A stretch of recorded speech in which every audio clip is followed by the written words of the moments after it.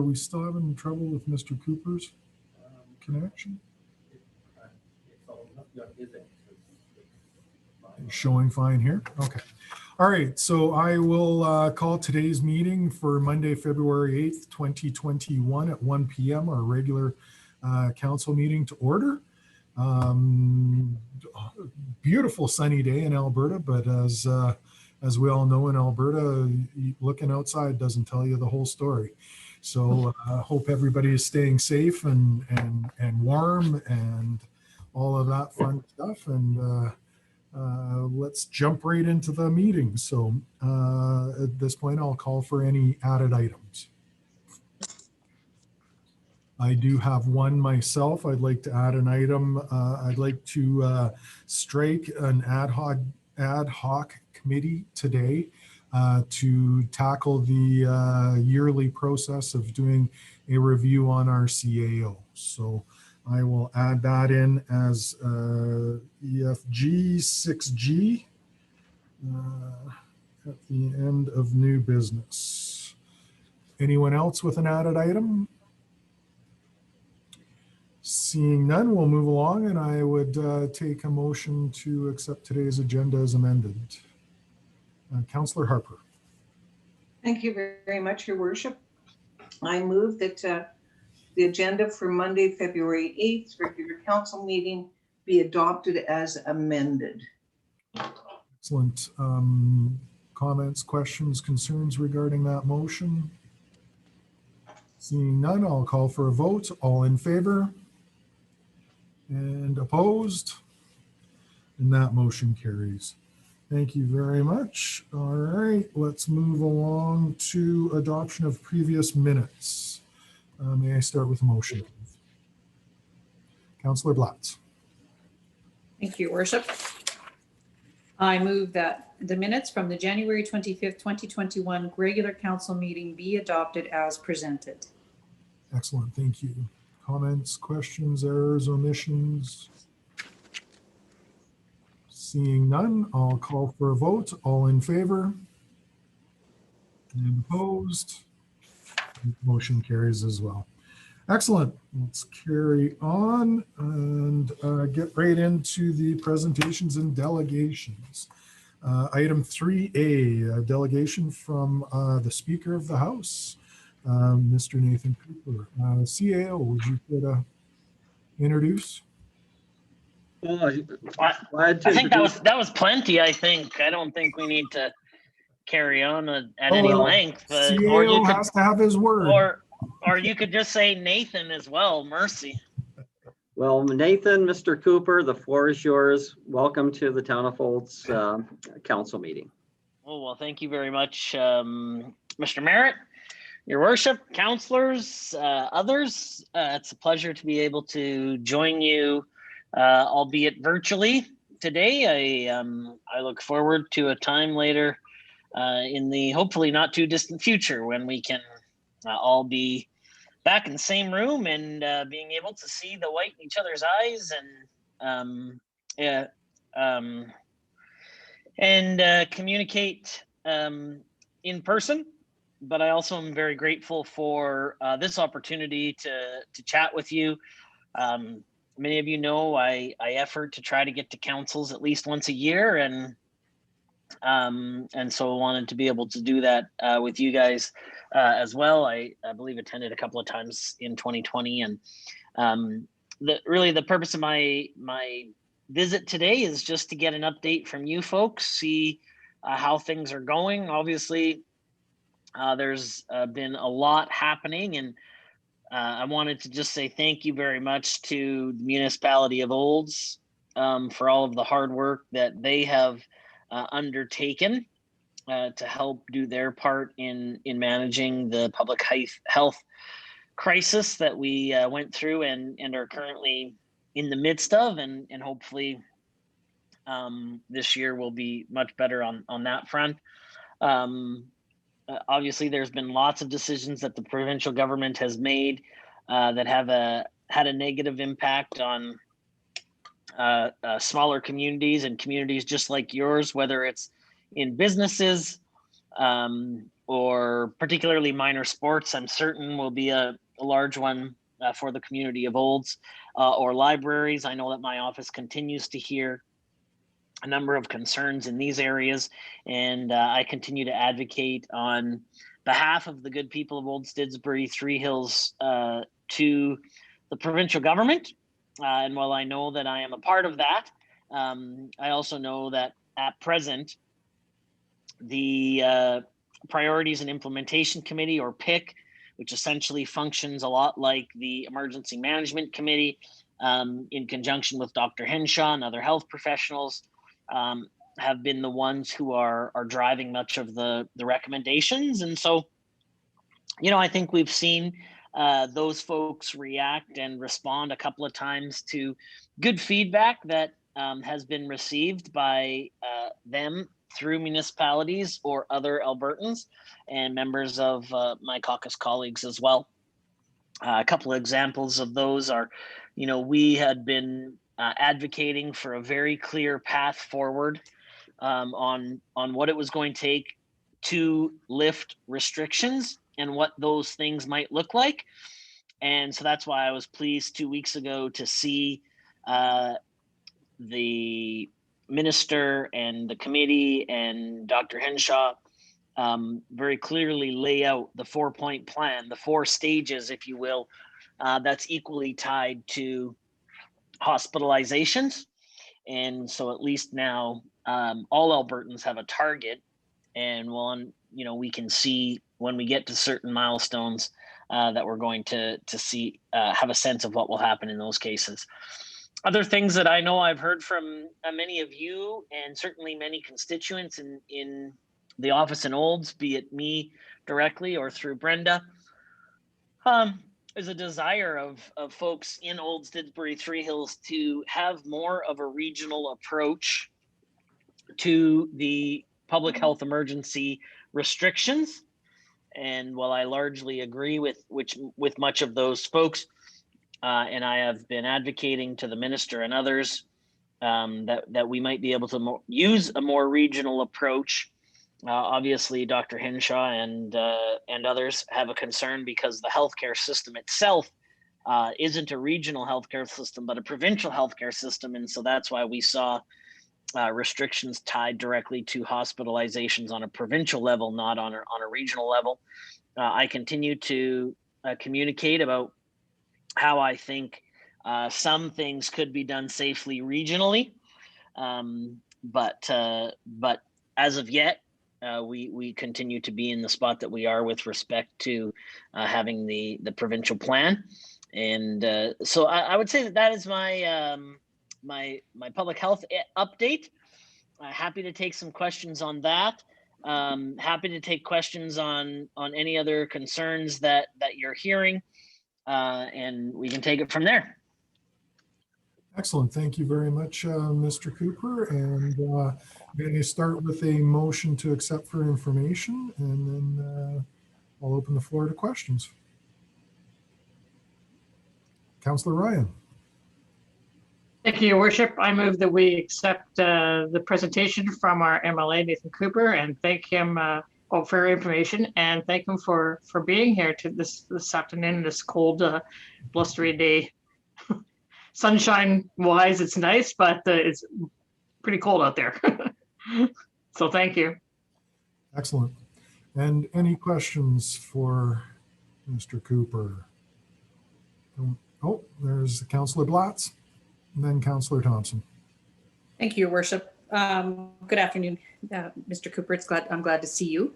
I just caught a bit of the news briefing on television during lunch that you have reinstated the new coal mining policies that were taken out in that were instated in 1976, and you had rescinded them last year, and now I see that you've put those back in place. Do you have any comments on that, or are there? I understand there's going to be quite a bit of public engagement involved going forward, so I think that's a very good thing, because I was starting to hear from people who had concerns about having that rescinded. So yeah, I'm happy to provide some comments with respect to the 1976 coal policy There's been significant public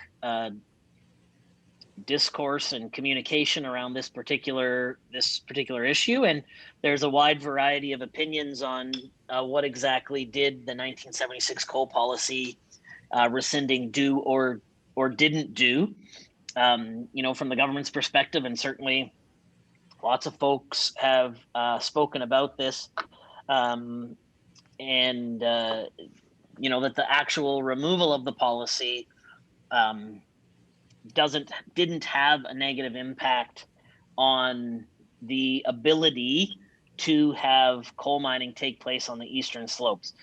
Having said that, there was large public input about the lack of consultation on the removal of the policy, and significant amount of concerns, not just on the eastern slopes, but all throughout the province, actually. And I know that my office heard extensively from constituents of Old Didsbury Three Hills concerned with the ramifications of the policy change. And so, quite frankly, I think it's good that the minister is committed to reinstate the policy as it was, take 6 months to consult on what potential new policy might look like if one's required, or what that will be. So I think it's important for governments to be able to take a step back, listen to constituents and Albertans, and make sure that we try to get it right. And while the intentions of the minister may have been noble, that doesn't always translate or communicate into successes. And so I think it's great, actually, that we're willing to do this and hopefully get a solution with much broader support from Albertans. Excellent. Thank you. Thank you so much. Councillor Thompson. Thank you, Mr. Muzychka. Mr. Cooper, I'm wondering if you can speak to the economy at all. What do you see forthcoming as the budget's coming here not too far away, and are there is there anything that you can share about what the province is doing to perhaps steward us through these difficult economic times? Yeah, thanks, Mitch. Appreciate the question. And obviously, this is a significant concern for the government broadly, in terms of trying to balance this important balance of managing lives and livelihoods, I think is how the Premier describes it. And so there'll be a budget that comes on the 25th of February.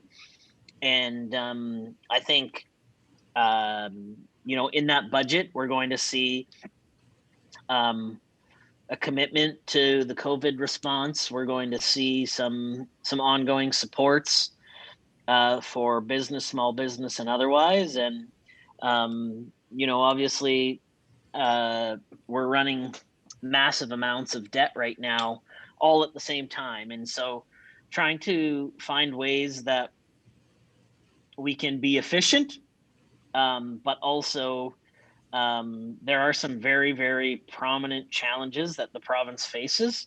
And I think that the budget will reflect a number of those things.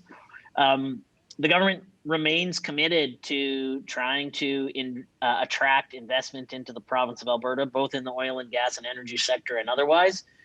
I think we've seen some preliminary positive signs in the past 48 hours with a couple of high-tech companies relocating some of their headquarters and doubling the size of their firms and calling Calgary home. And I think, well, it might only be a company or two, and it's certainly not going to fill up empty office towers.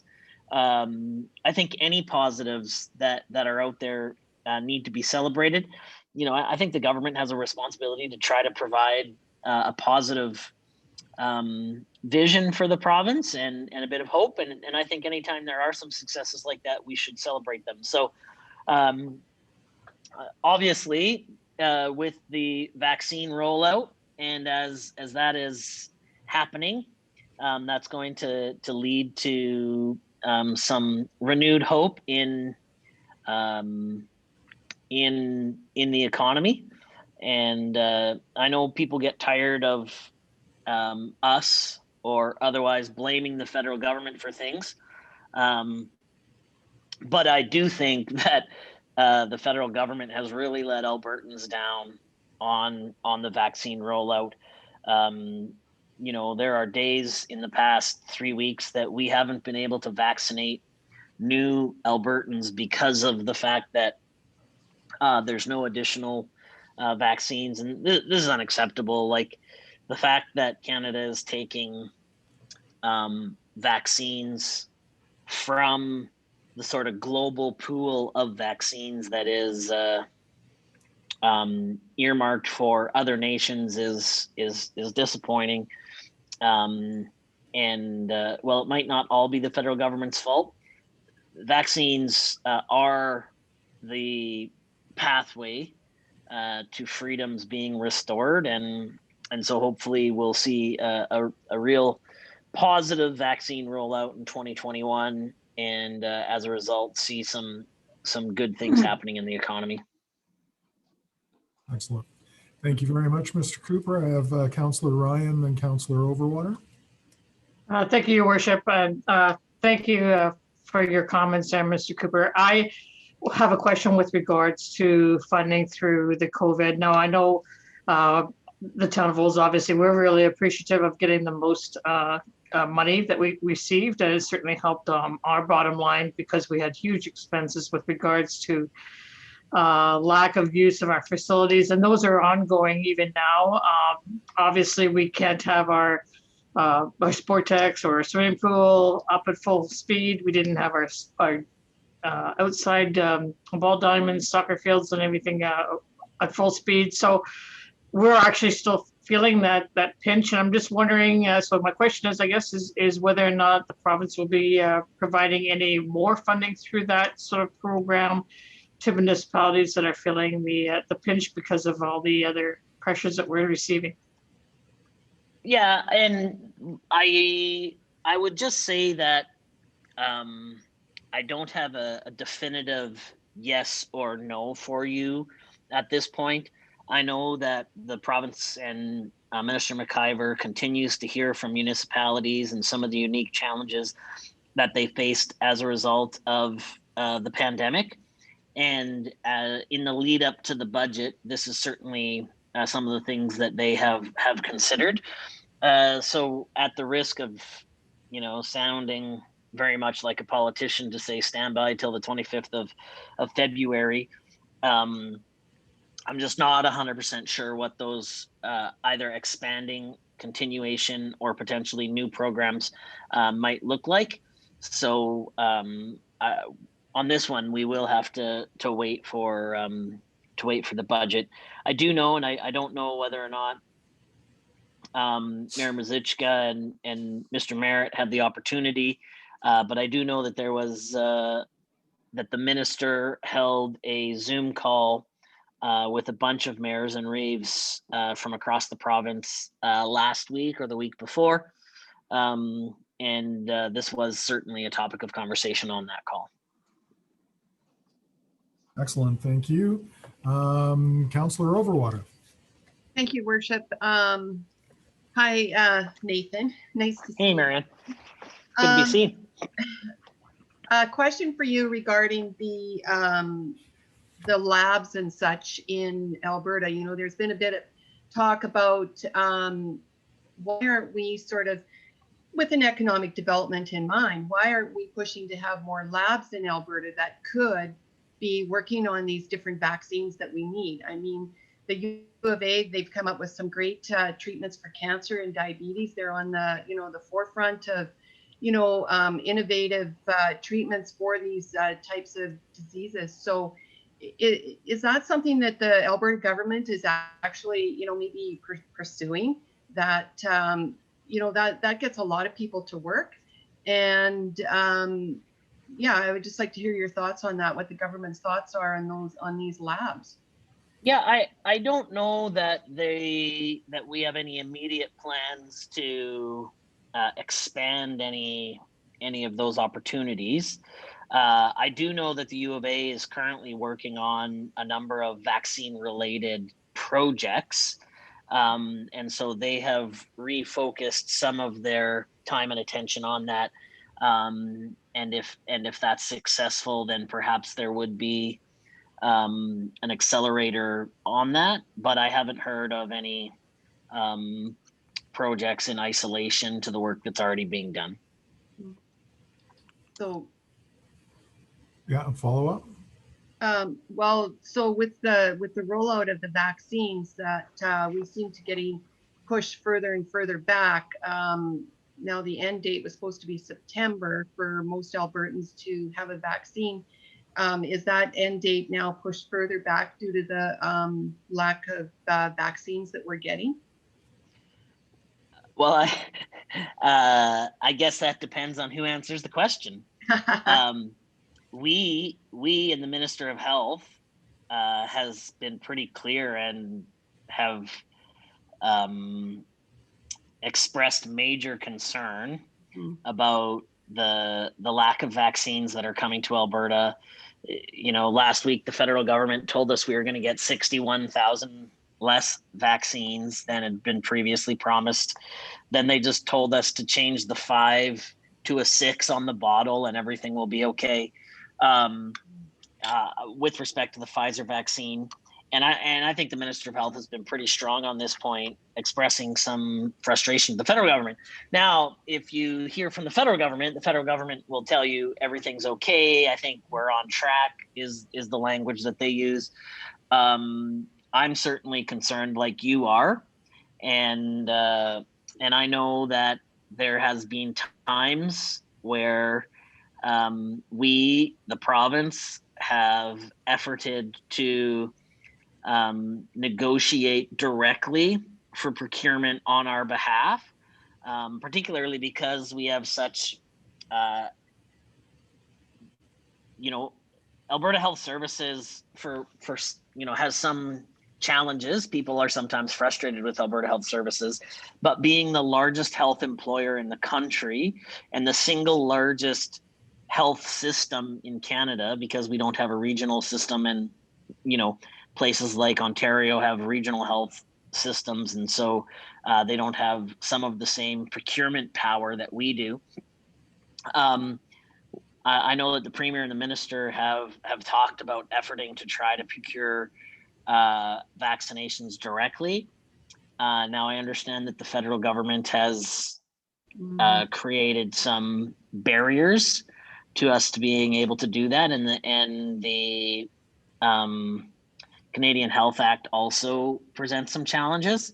But I know that the minister on this file is being as proactive as possible, continues to make phone calls to, in fact, he has spoken with the Pfizer CEO directly, and they're being as proactive as possible on these files. Thanks. Thank you very much. Councillor Harper. Thank you very much, Your Worship. Through you, welcome, Nathan. And I want to talk a little bit about the latest lifting of restrictions and the effect it has on our small businesses in rural Alberta, specifically Olds. I've not been put up to date as of today in reference to restaurants, but the original lifting of restrictions to allow restaurants to open is very restrictive for our small community. And as Alberta Health Services looked at that more on a regional basis, I recognize that people from other areas want to come to Olds. That's really nice. But number one, to restrict to such a very restrictive spaces for people going to dine in at restaurants makes it very difficult for those restaurants to even make $1. Yeah, I mean, I mentioned in my opening remarks, I have consistently advocated for a regional approach to COVID restrictions, and in particular with respect to restaurants. Not everyone shares our opinion on regional approaches. I often use Nate Horner, who's the the MLA for Drumheller Stettler, as an example. You know, his constituency, or the constituency, is over 30,000 square kilometers, larger than the country of Belgium, and they have less than 10 cases in that geographical region. Yet, you know, you can't go to a restaurant in Hannah where there's no cases of COVID and sit down with your friends or even your extended family. And so some folks like Nate and I and others continue to raise this issue of regional restrictions, and areas that have done a great job being able to manage the spread, being able to be rewarded by having less restrictions.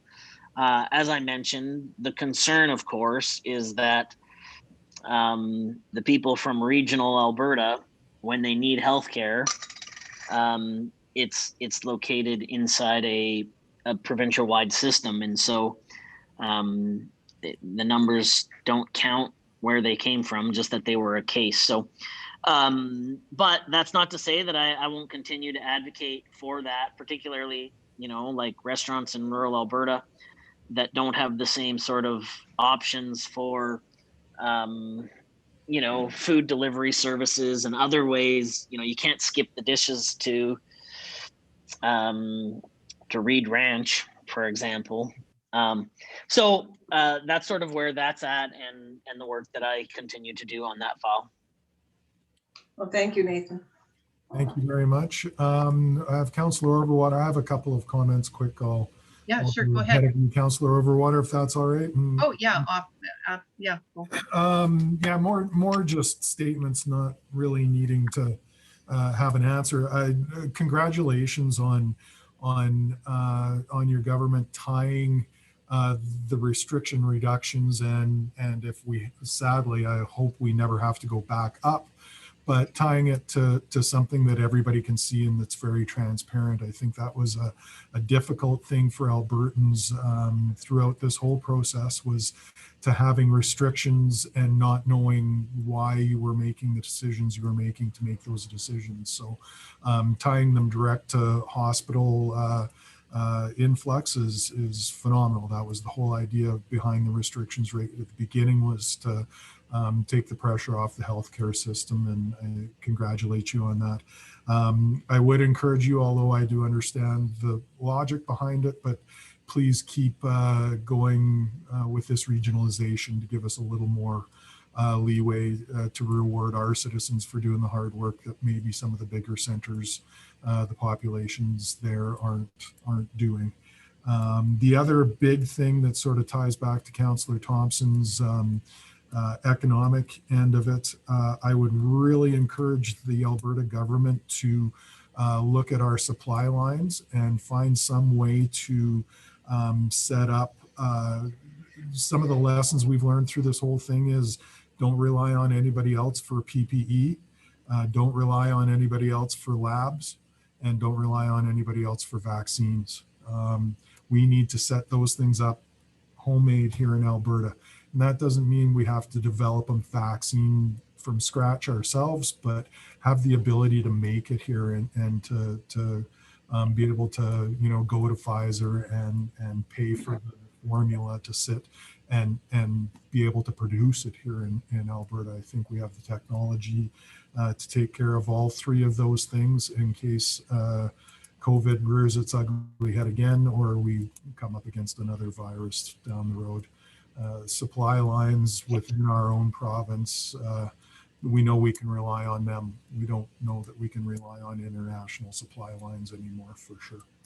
So thank you very much for your continued work. I'll go back to Councillor Overwater for a quick closer. Thank you, Your Worship. Yeah, this is on another note on the RCMP. Now I know Depot was closed for a while. I think it was due to COVID. So are we behind in getting the boots on the ground that the government keeps saying that we're going to see? And I know 2020, the under 5,000 population and the rules were supposed to start paying a share of the RCMP costs. I believe it's now pushed forward to this year.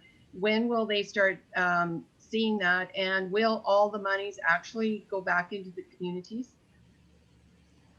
Those are good questions, some of which I don't know all of the answers to. Around Depot and the federal government training more RCMP officers to be on the ground here in the province of Alberta. I'll have to follow up on that one. There is the ministry, the Department of Justice is currently in the middle of a large consultation around a provincial police force and whether or not that's a positive or a negative. I will continue to take my cues from the good people of Old Didsbury Three Hills on that and whether or not it's a good idea or a bad idea. I think having a very clear picture of the costs, et cetera, that the provincial government is undertaking is a good idea. And I think it also, in some respects, speaks to Mayor Michael's concern around supply. And, at this point in time, I don't know if we're behind or ahead with members from Depot, but certainly they are the ones that control that. So those are the types of decisions and things that considerations will go into making as to whether or not the ministry would recommend a provincial police force. So we'll stand by on that one. And then I don't believe that the minister has made any definitive announcement on timelines for under 5,000s, given all of the challenges that COVID created for municipalities and budgetary pressures and that sort of thing. So I stand to be corrected on that one, but I don't think that there has been an update given. And so it's steady on for those guys at this point in time. So, but I will try to end back around and remember to give you an update on the other two issues. Thanks. No Excellent. problem. Thank you very much. And as always, thank you for taking time out of your very busy schedule, Mr. Speaker, and for being here with us today and the great information that you've shared with us. Well, it's my great pleasure, as always. Mike, you have my direct number as well. I believe all members of council do. If there's ever any challenge getting a hold of me or you have a question, you're welcome to call or text. I am available to you almost 24/7. I usually shut my phone off around 10:30 and turn it back on around 7. But other than that, and if for some reason I haven't responded, it's most likely because I haven't seen it or I've missed it or there was some issue. So please feel free to follow up if you haven't received a response from me. It's very unlikely that I'm avoiding you and more likely that I've missed a piece of correspondence. As you can well imagine, the office has been busy, to say the least. We did more pieces of correspondence in the month of January than we did in the entire last year. And it's hundreds and hundreds. So it's quite possible that I've missed it. So feel free to reach out anytime. And if you don't hear back from me in a timely manner, please follow up with me because like I say, it's possible that I've missed a piece of correspondence as well. So sure will. Thank you so much for your time again. All okay, right. enjoy the rest of the meeting. Thank you. So we have a motion on the table from Councillor Ryan. Any questions, comments, concerns regarding the motion? Seeing none, I'll call for a vote. All in favor and opposed? And that motion is carried. All right, let's move right along to item 3B, Black History Month proclamation. Sorry, my mouth isn't working today, so I apologize in advance. Mr. Merritt, would you like to introduce Yes. our delegation? Thank you very much, Your Worship. Yes, I would like to ask Director Wagstaff to introduce our speakers for today and to basically speak about the Black History Month proclamation. I think it's a very important proclamation to be making at this point in time. And I just want to say that Michelle Jorgensen with our staff does a tremendous amount of work with our welcoming and inclusive communities. And she has basically reached out to this group as well as other groups. So I just want to say that and then pass it on to Director Wagstaff. Thank you. And I'd like to introduce us today from Ubuntu is Dulita Deitis and Sadia Khan. And I will turn it over to them. I see that they are here, and if they can take off their mute, we welcome them to the council meeting. They can say a few words leading into the proclamation. Thank you so much, Doug. And yes, right on. You got the pronunciations correct. My name is Sadia Khan. My pronouns are she and her. I am the executive director for Ubuntu, Mobilizing Central Alberta, and I will pass it on to Jolita. Hello, everyone. My name is Jolita Datus, and I am the co-founder and program director at Ubuntu Mobilizing Central Alberta, and my pronouns are she, her as well. Perfect. So thank you so much, Jolita. I will just start with just introducing, and it's nice to see you, Mike, as well. I know we saw each other over the summer there. Pleasure to be here. I will talk about what is Ubuntu very quickly and what is some of the work we do. And then I will pass it on to Jolita and she will talk about the proclamation and Black History Month. Ubuntu is a South African proverb. You may have heard about it. What the philosophy of Ubuntu means is this is the philosophy that guides our work. So really what it means is we are all connected. What affects one affects all of us. Just a little bit about what we do in the communities. Our work is really grounded in spreading the message of Ubuntu, which is compassion, humanity, harmony. And we're really committed to a deep sense of interconnectedness and the mutuality part and the relationship building that changes attitudes and behaviors. So we really do believe in radical inclusivity. We believe our work and efforts are through education and through advocacy and community building. And that itself has the power to address the prejudices and the biases that exist at the root of our histories. So, and these are the things that live in our minds and our hearts. So we have the hard conversations with community organization in a very interconnected way, because this is what our work is about, is if it affects one person in our community, it affects all of us. So that's just a little bit behind Ubuntu and the work we do, and we believe in doing work in relationship building. So I will pass it on to Jolita and she will talk about Black history. I just wanted to say again, thank you so much for having me and Ols. I love your town and I enjoy some of the food that I've partaken there at hockey games.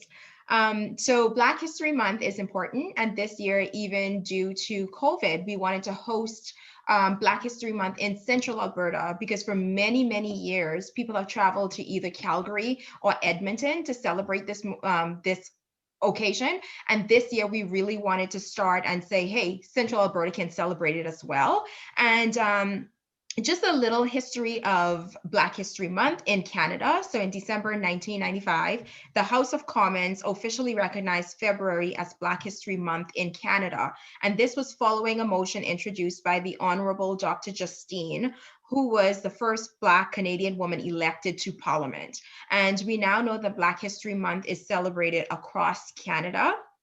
And it is an important part of the heritage in Alberta and in Canada. And despite the history of oppression, enslavement, racism, discrimination, Black Canadians have transcended great adversity to achieve many accomplishments that have contributed to the richness of this province and country.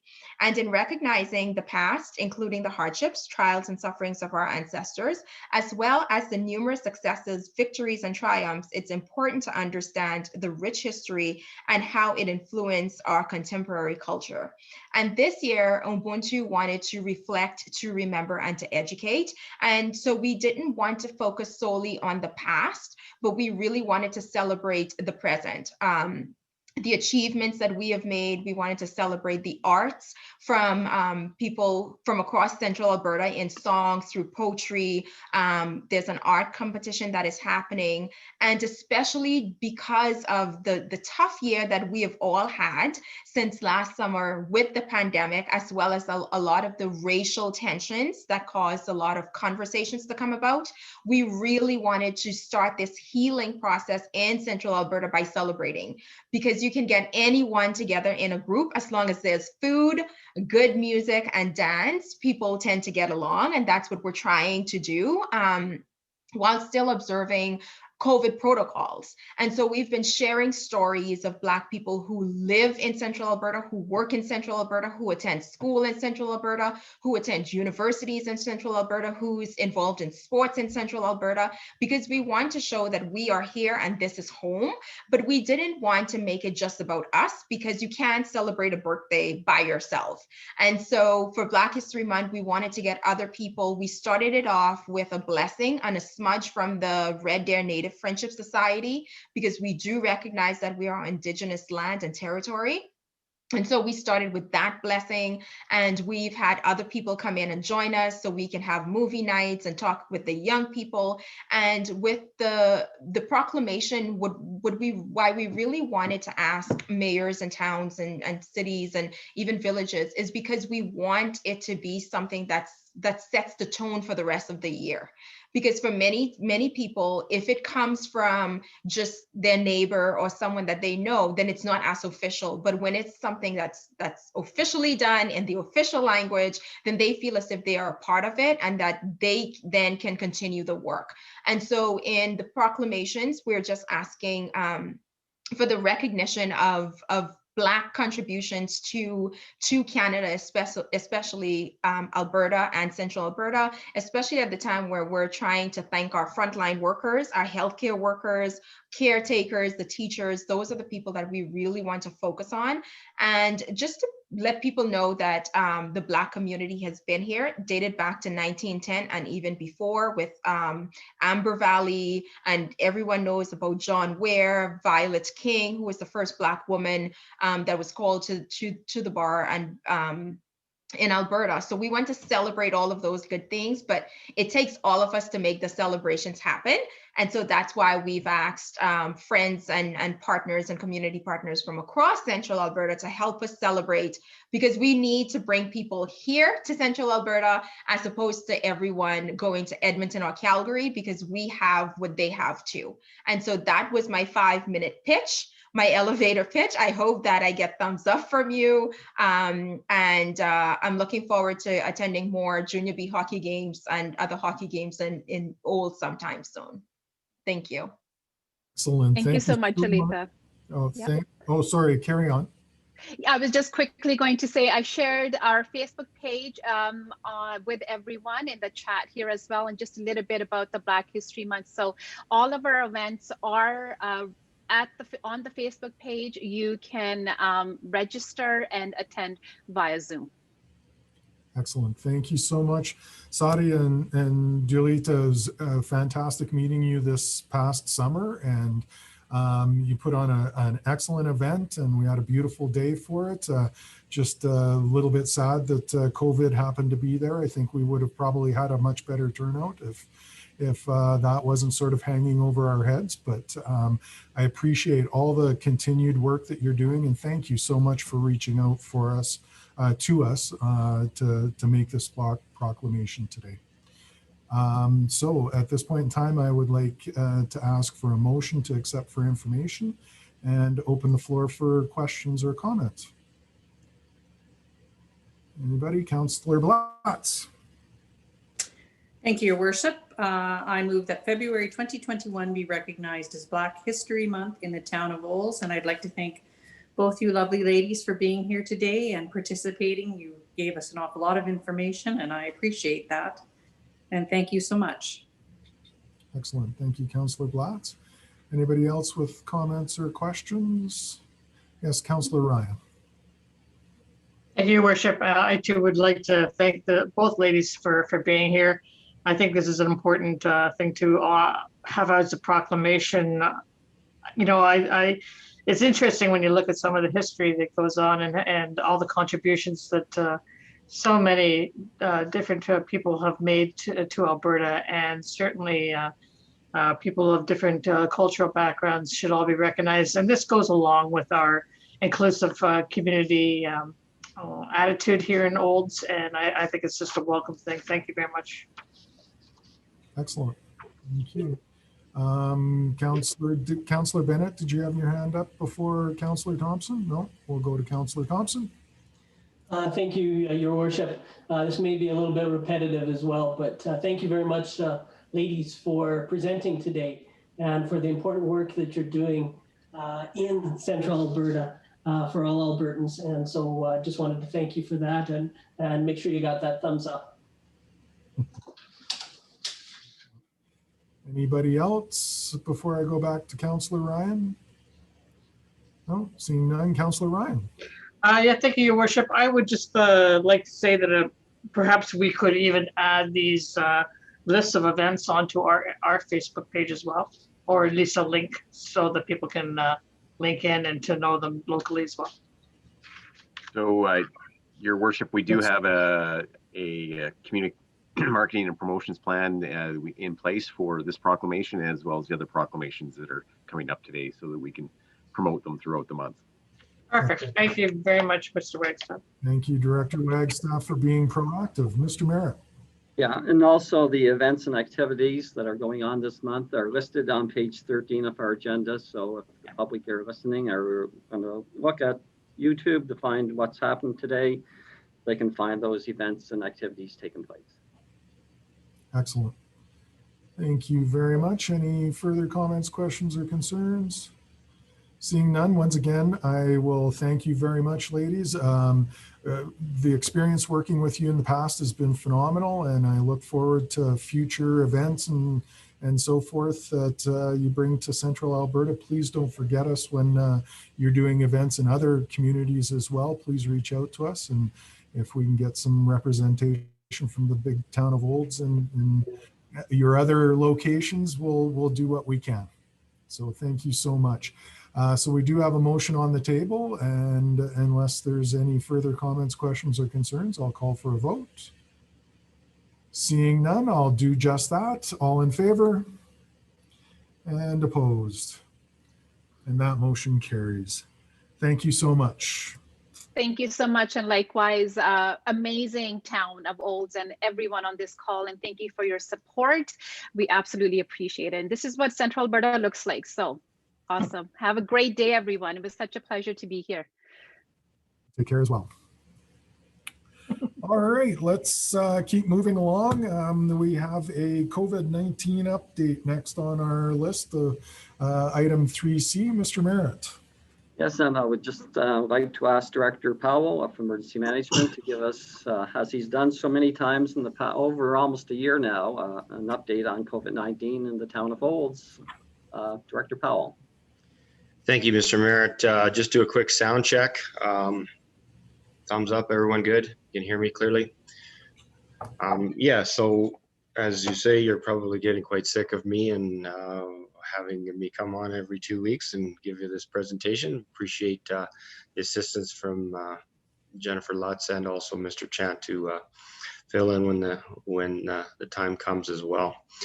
So the beginning of this presentation is all for what we like to see. The statistical part of me is trending good news. And so what I mean is a sustainable decline in active cases for our community and the overall provincial piece as well, it appears to be a tapering off.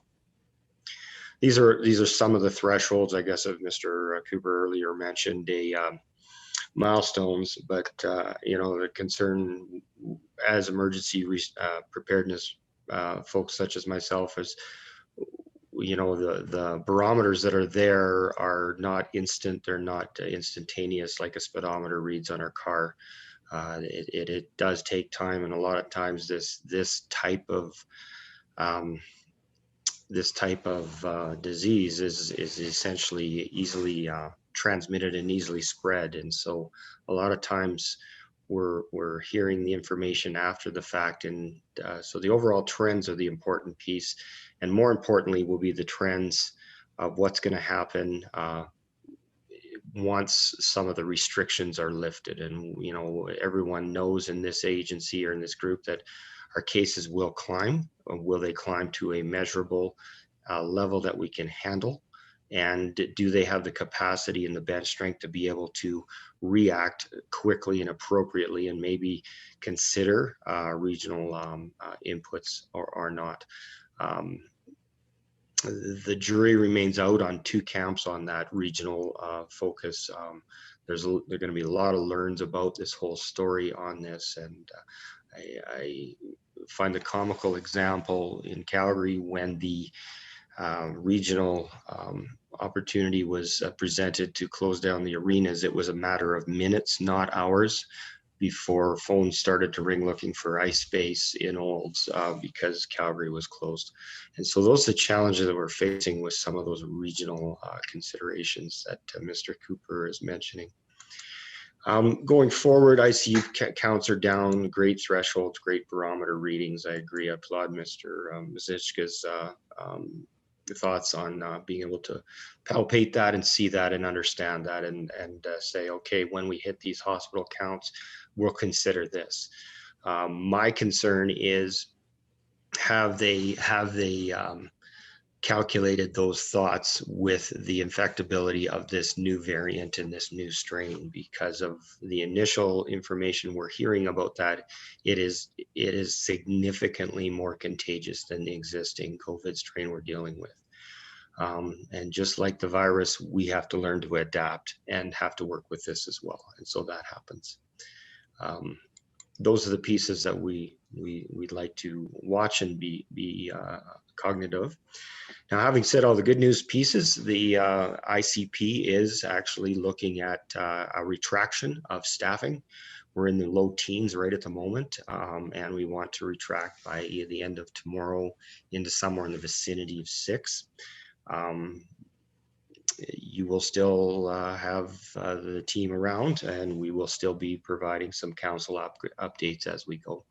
However, our need to have the entire orchestra in the audience is not necessary, and we certainly do not want to have an emergency management team in place to duplicate work and to duplicate meetings. That's not the goal of the emergency management group with the town. Going forward for the last 2 weeks in here, communication has been maintaining and updating those communication pieces, and it's important to kind of look outside of our community as well. And this is where Mrs. Leatherdale has done a remarkable job on finding out what her media communication folks have been doing outside, and she brings that back to us, and that's always refreshing to see what's going on in there.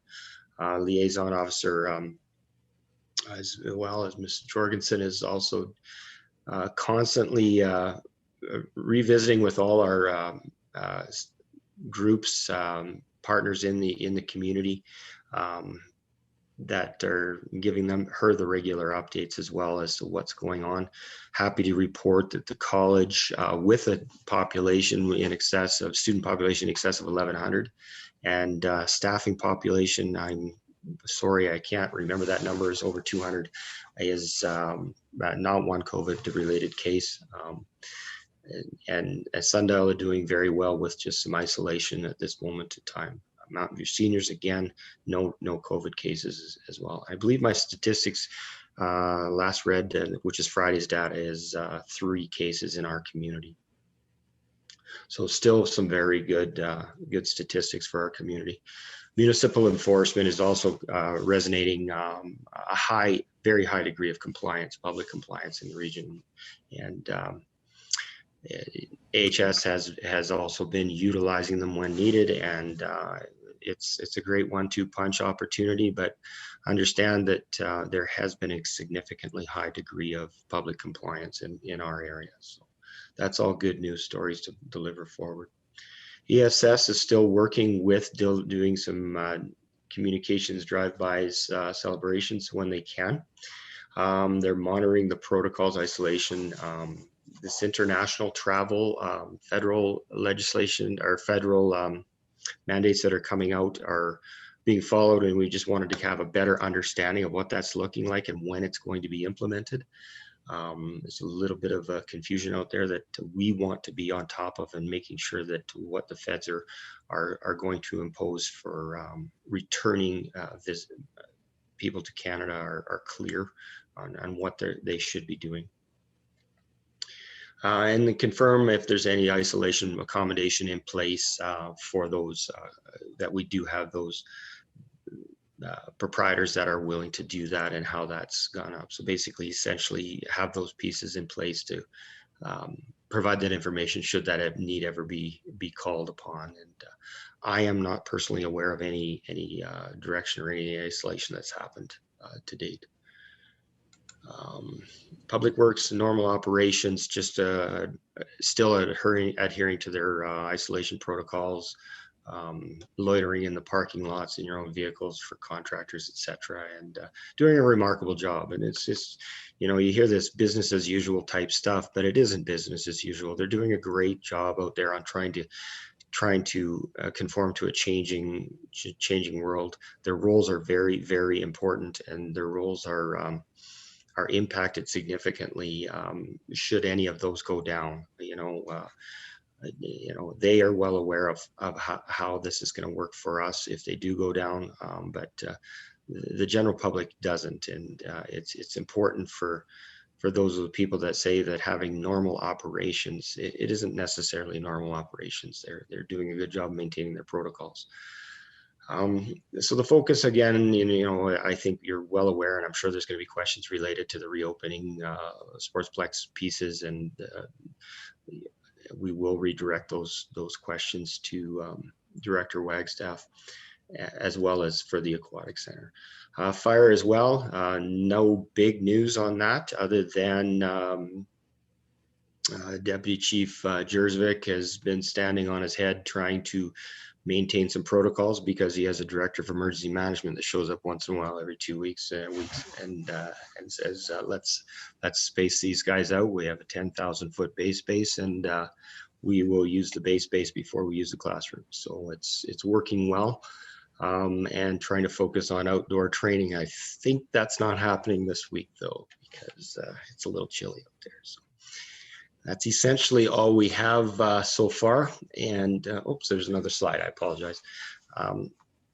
Planning remains status quo. There's no projects in the queue other than working on the demobilization plan that senior management staff will work with them on that as well.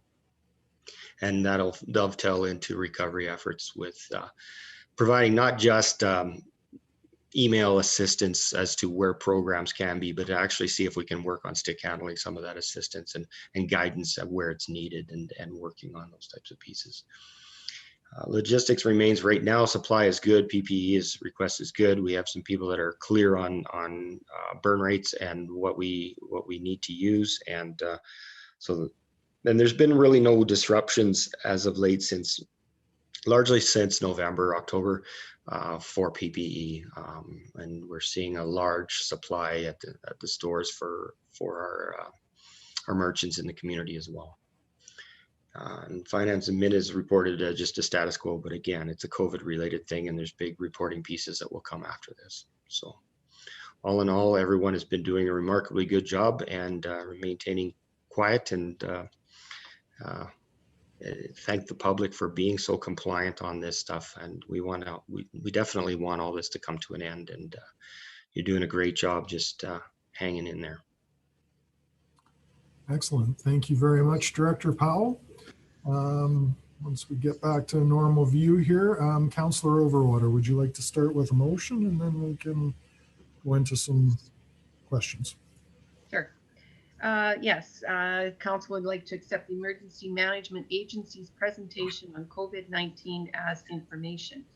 My question is, with the restrictions for the arena and how, hockey is supposed to be played, or sport, whatever they're doing out there on the ice, training, do we have both ice surfaces open for that?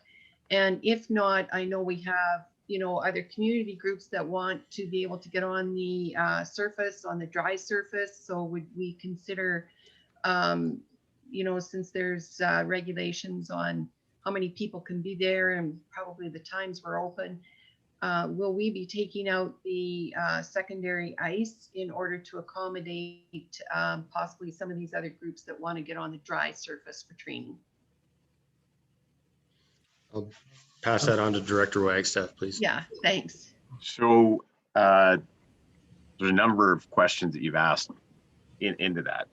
First of all, we do have scheduling up until March 1st in place, which is under review given the change in regulations that were announced on Saturday. At this point in time, we're focusing on the next 3 weeks. We have commitments from a number of ice users that well extended the amount of ice that we can provide in the next 3 weeks from in the evening. So that we're maintaining. Have spoken with other users outside of ice users, and our intentions are to maintain our regular seasonal switch when we would take out the ice out of one ice surface at the end of March, having it prepared for the end of March to then be a dry surface.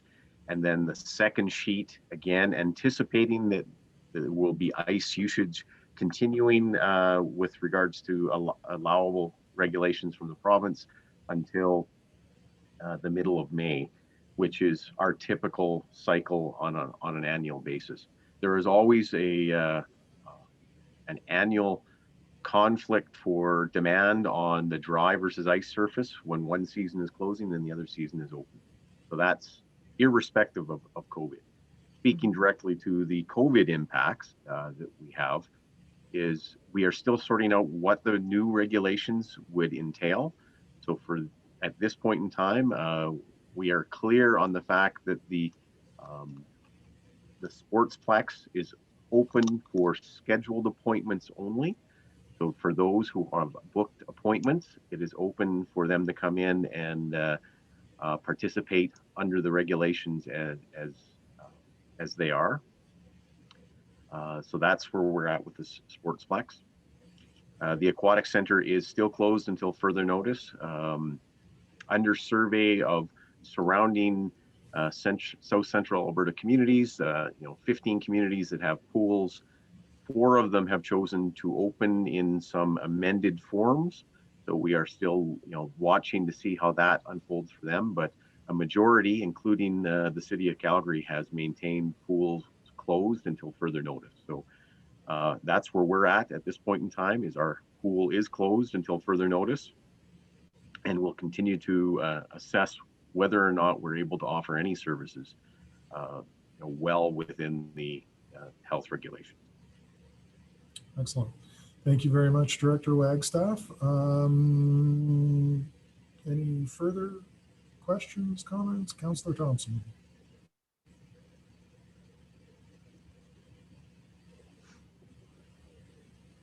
Thanks, Your Worship. I'm curious about a little bit more information about our recovery efforts. In the notes, of course, it talks about shop local promotions and information. Is this fairly passive? And we have people just coming to our site, or what are we putting into these promotions? Where would we see them? So I guess I could direct this question back to Mr. Merritt, but from the position of the incident command post is essentially to ensure that we're going to give as much detail of what is current with local programs. I understand that these things are changing weekly. Mr. Wright is coming back with another program and saying, look, there's a tailored change to these other ones, and they're very wordy documents to navigate. And so I think if I could pass this to Michael Merritt and just see how the metrics will work on that going forward, and the level of commitment that's going to be involved there. Thank you very much, Director Powell. As far as the town goes, we are basically working closely, as I indicated in the past, with our emergency management team and we meet twice a week to update ourselves. The key aspect of emergency management is right now is to coordinate and to communicate various items. The town has always been communicating separately and apart from emergency management. Town activities continue to go as required, and we communicate on a whole host of events, but where we can coordinate together, and our communications coordinator, Monica Leatherdale, and basically the team in emergency management are always coordinating these activities together, so we basically have a up to speed.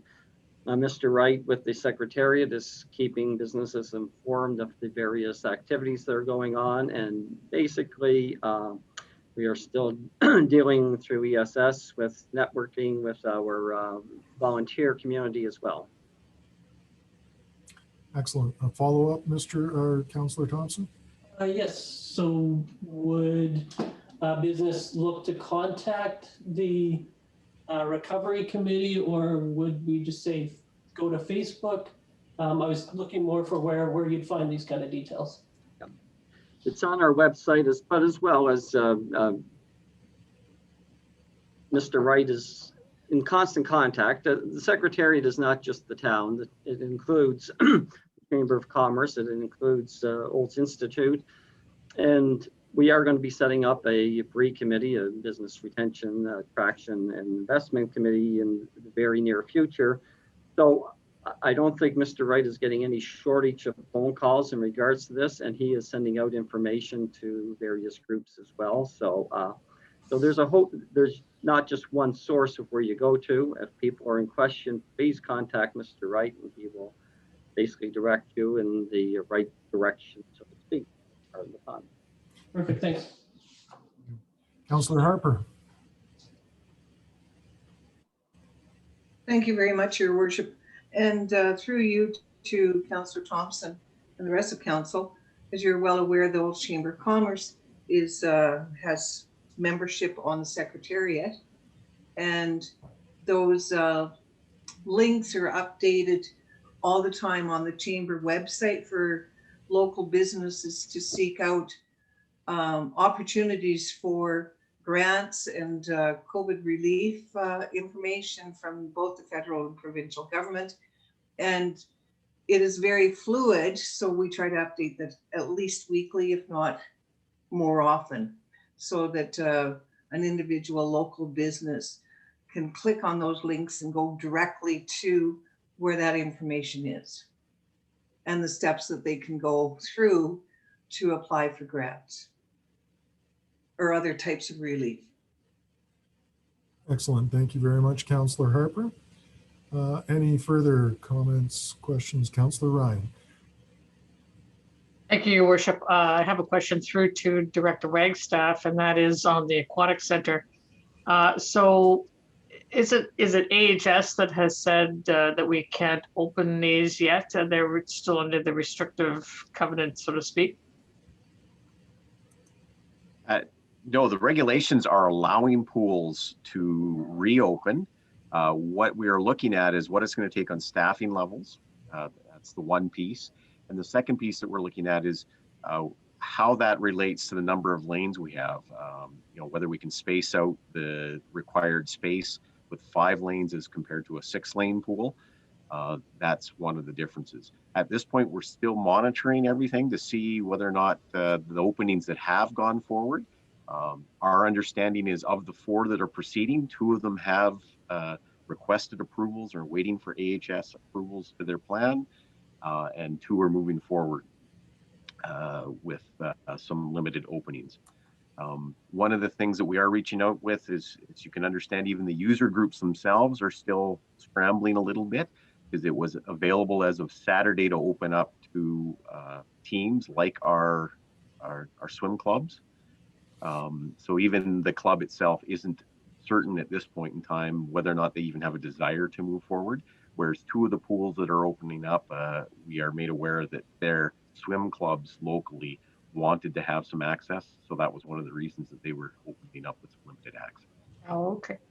All right. Well, thank you very much. I just wanted to see if we were, like, besides just monitoring, whether or not we have a plan in place going forward. If, say, all of a sudden we decide in the next 2 weeks we should open it up, or even in the next week. I mean, this whole thing is still fluid and it changes all the time. You never know what's restrictive these days and what's not anymore. It just seems like things crop up here and there all the time. So I would like to make sure that we are have some kind of plan in place so that we can react, not immediately, obviously, but as soon as possible to allow our, not just the swim clubs, but also the general public to get in there and back into the pool. Would be really nice.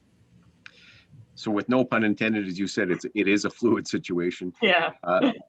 We have rolling, 3 alternative plans readied in place to take a look at how those would unfold.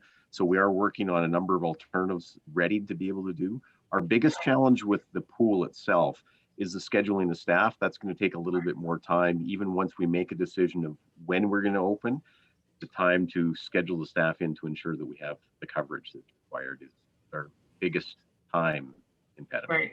Right. Okay. Thank you very much. Well, thank you. Councillor Harper. Thank you very much, Your Worship. Through you to Mr. Wagstaff. I know, and we always are using this term, fluid situation. It's sort of like you're muted as well. It's one of those common phrases right now. I would certainly expect that Mr. Wagstaff would hopefully provide more up-to-date information and reference the sports complex for the next council meeting as to whether or not we really realistically are going to keep our main ice surface open until mid-May. There's a number of groups that have already indicated, like the Figure Skating Club, they're done for the year unless they've changed their mind in the last day or so. So I think a number of the sporting groups are just trying to gauge what they're going to do. Alberta Junior Hockey League is still trying to decide what they're doing, but I'm sure that in 2 weeks' time we'll know more. Absolutely. I see the CEO has his hand up first, so I'll wait for him to speak and then I. Okay, Mr. Merritt. Doug, you go ahead and speak. Okay.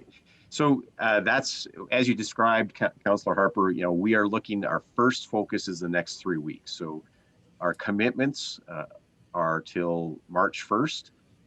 Beyond that, we are cautioning all users that, scheduling beyond that is something that we have to take a look at on a rolling basis. So 2 weeks out from now, we'll take another strong look, but they are trying to sum up some of their commitments to what the ice demand is.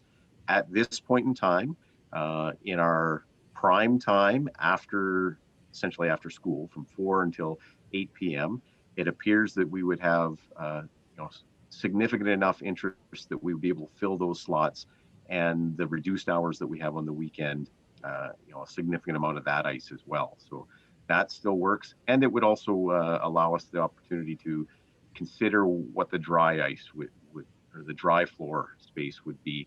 The dry floor has less utilization on any given year than the ice utilization. So that's what we're looking at. And yes, we are going to reassess, from March 1st to beyond the next 6 weeks as to what that would look like. Thank you. Excellent. All righty, Mr. Merritt. I just want to say a comment that Director Powell said at the beginning of his presentation. It was, are we tired of him or sick of him coming to do presentation? The answer is we're sick of COVID, but we're not sick of him giving the updates, because even today there's a series of questions that I think we're one of the few municipalities that have this kind of significant update every 2 weeks, practically in regards to COVID, because it is a changing situation. As Director Wagstaff indicated, on Friday afternoon, we had a discussion, and that changed from Friday afternoon to Saturday morning. So it is definitely a fluid situation in dealing with not only what we can do, but what is mandated to us and what are the changes.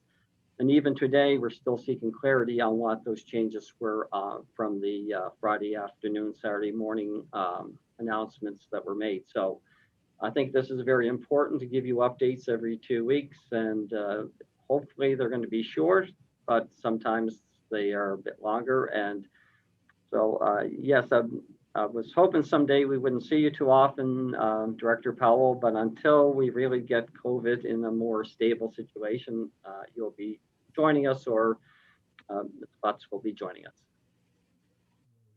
Thank you very much, Mr. Merritt. And as you may be getting sick of me saying over and over and over, Mr. Powell, or Director Powell, Council thanks you for your incredible work. We're continuing to get kudos from the Alberta government, how you've handled our incident command center and our whole entire emergency response to this, I hate the word, but fluid situation. And please pass along to your entire staff that Council appreciates their hard and diligent work. Thank you. Thank you. Most certainly will. We have a motion on the table from Councillor Overwater, so I'll call for a vote. All in favor? And opposed? All right, that motion carries. Thank you so much, everybody. That brings us to the end of our presentations and delegations. So we'll move along to number 4, business arising out of the minutes or any unfinished business at this point in time. Councillor Overwater. Thank you, Worship. I was just wondering if the transportation master plan was put on the website. I know I looked for it after our meeting with Mr. Craig Teal from Parkland Planning, and it's not on there. So I'm just wondering if we have got communication out that it needs to be on there. Mr. Merritt. I will rely on Mr. Chant. If that has been placed on, I believe that's in his hands, so to speak. Through the chair, no, not at this date. It hasn't been put on there just yet. The functional transportation plan for Highway 27 and 2A, or I guess it's Highway 27, is the document you're referring to. The other document, the Bunt Master Plan, was a joint plan, which was approved by one entity and not the other. So it's not a formal document to be placed. We use that as a guideline, but the functional plan, the Highway 27 functional plan, definitely can be put on the website. We'll get that on there. Okay. Excellent. Any other business arising or unfinished? All right, seeing none, we'll move along. We have no bylaws today, which is pretty rare for a regular council meeting. So we'll move along to item number 6, 6A, FCSS grant recommendations. Should I go directly to Director Wagstaff? Good job. Excellent. Director Wagstaff, the floor is yours. As is annually, the process for FCSS is that the applications come into Mountain View County as a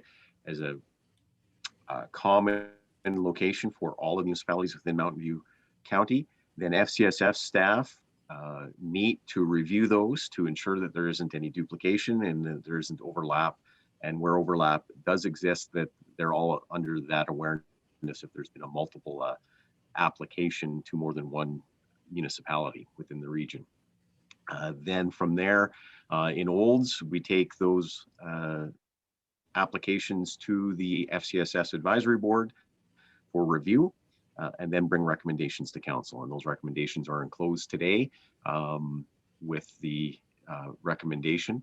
Also with today's recommendation is a request that council approve an allocation that allows for some flexibility of administration, as myself as director of community services, to approve any emergent small requests that would come throughout the year, to expedite those as they may raise. And each year there usually is ones that do come up, 1 or 2 a year that come through. So I'd be open to any questions. Otherwise, I believe the 2021 Family and Community Support Services grants is self-explanatory within the request for position.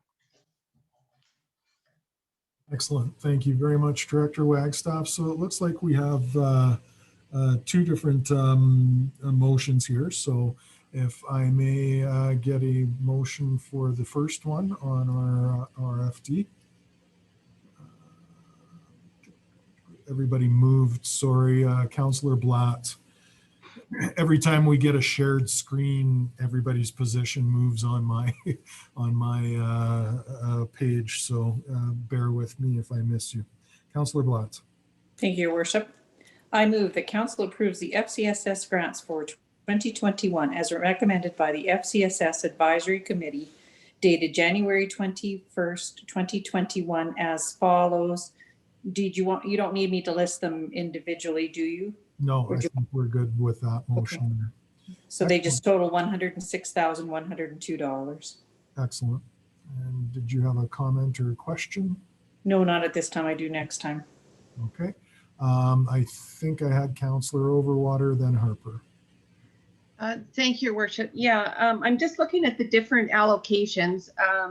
I know it's on our page 24, but then when you go to page 26 and 27, all the allocations aren't put in there. So with regarding to the Boys and Girls Club, 55,000 goes to them. That sounds like a very large amount for one organization to receive. How many asks did the group get? And yeah, I would just like to hear what they do fully with that 55,000. I know there's a brief description in there, but does that also go to pay for, is that wages? Is that Director Wagstaff, I see we have Mrs. Dixon from Community Services there. Is that more? I was just going to ask if Heather would like to speak just a little bit more of the detail of the Boys and Girls Club. Before she does, I do want to comment that the Boys and Girls Club has historically been the largest benefactor of the FCSS funding within our community, within the programming that they have. I would also speak to Boys and Girls Clubs generally, that the amount of activity that that organization does leverages those points often in our social need area, within physical literacy, within before and after school care, and within the lot youth within our community. So with that, I will ask Ms. Dixon to speak specifically to the application. All right, thank you very much, Director Wagstaff. Yes, so they are, like Director Wagstaff said, often our largest ask that we do get. This past year, they have moved locations. So that was a big change for them and enabled them to increase the amount of programs that they're running, including increasing the amount of children that they are seeing in after school care, in their day-to-day program, their early childhood program. They have also this year just hired a youth and family programming individual who is focusing specifically on the youth programming in our community, and any kind of parenting kind of supports. So that's a brand new position to them as well. That we will see great benefit from in our community. They have an after-school tween program, so kids even now, when they're not meeting face to face, they are very available through different social media areas and doing different kinds of evening family programs as well. Also, during the COVID-19, now this is not something that we directed directly, but I did want to mention that the Boys and Girls Club secured funding for food hampers that people could register for if they were needing some extra support. They went the extra step in the fall and have connected with schools. And if a teacher felt that a student was in need, they connected them with the Boys and Girls Club, and they are still doing these food hampers for families in our community as well.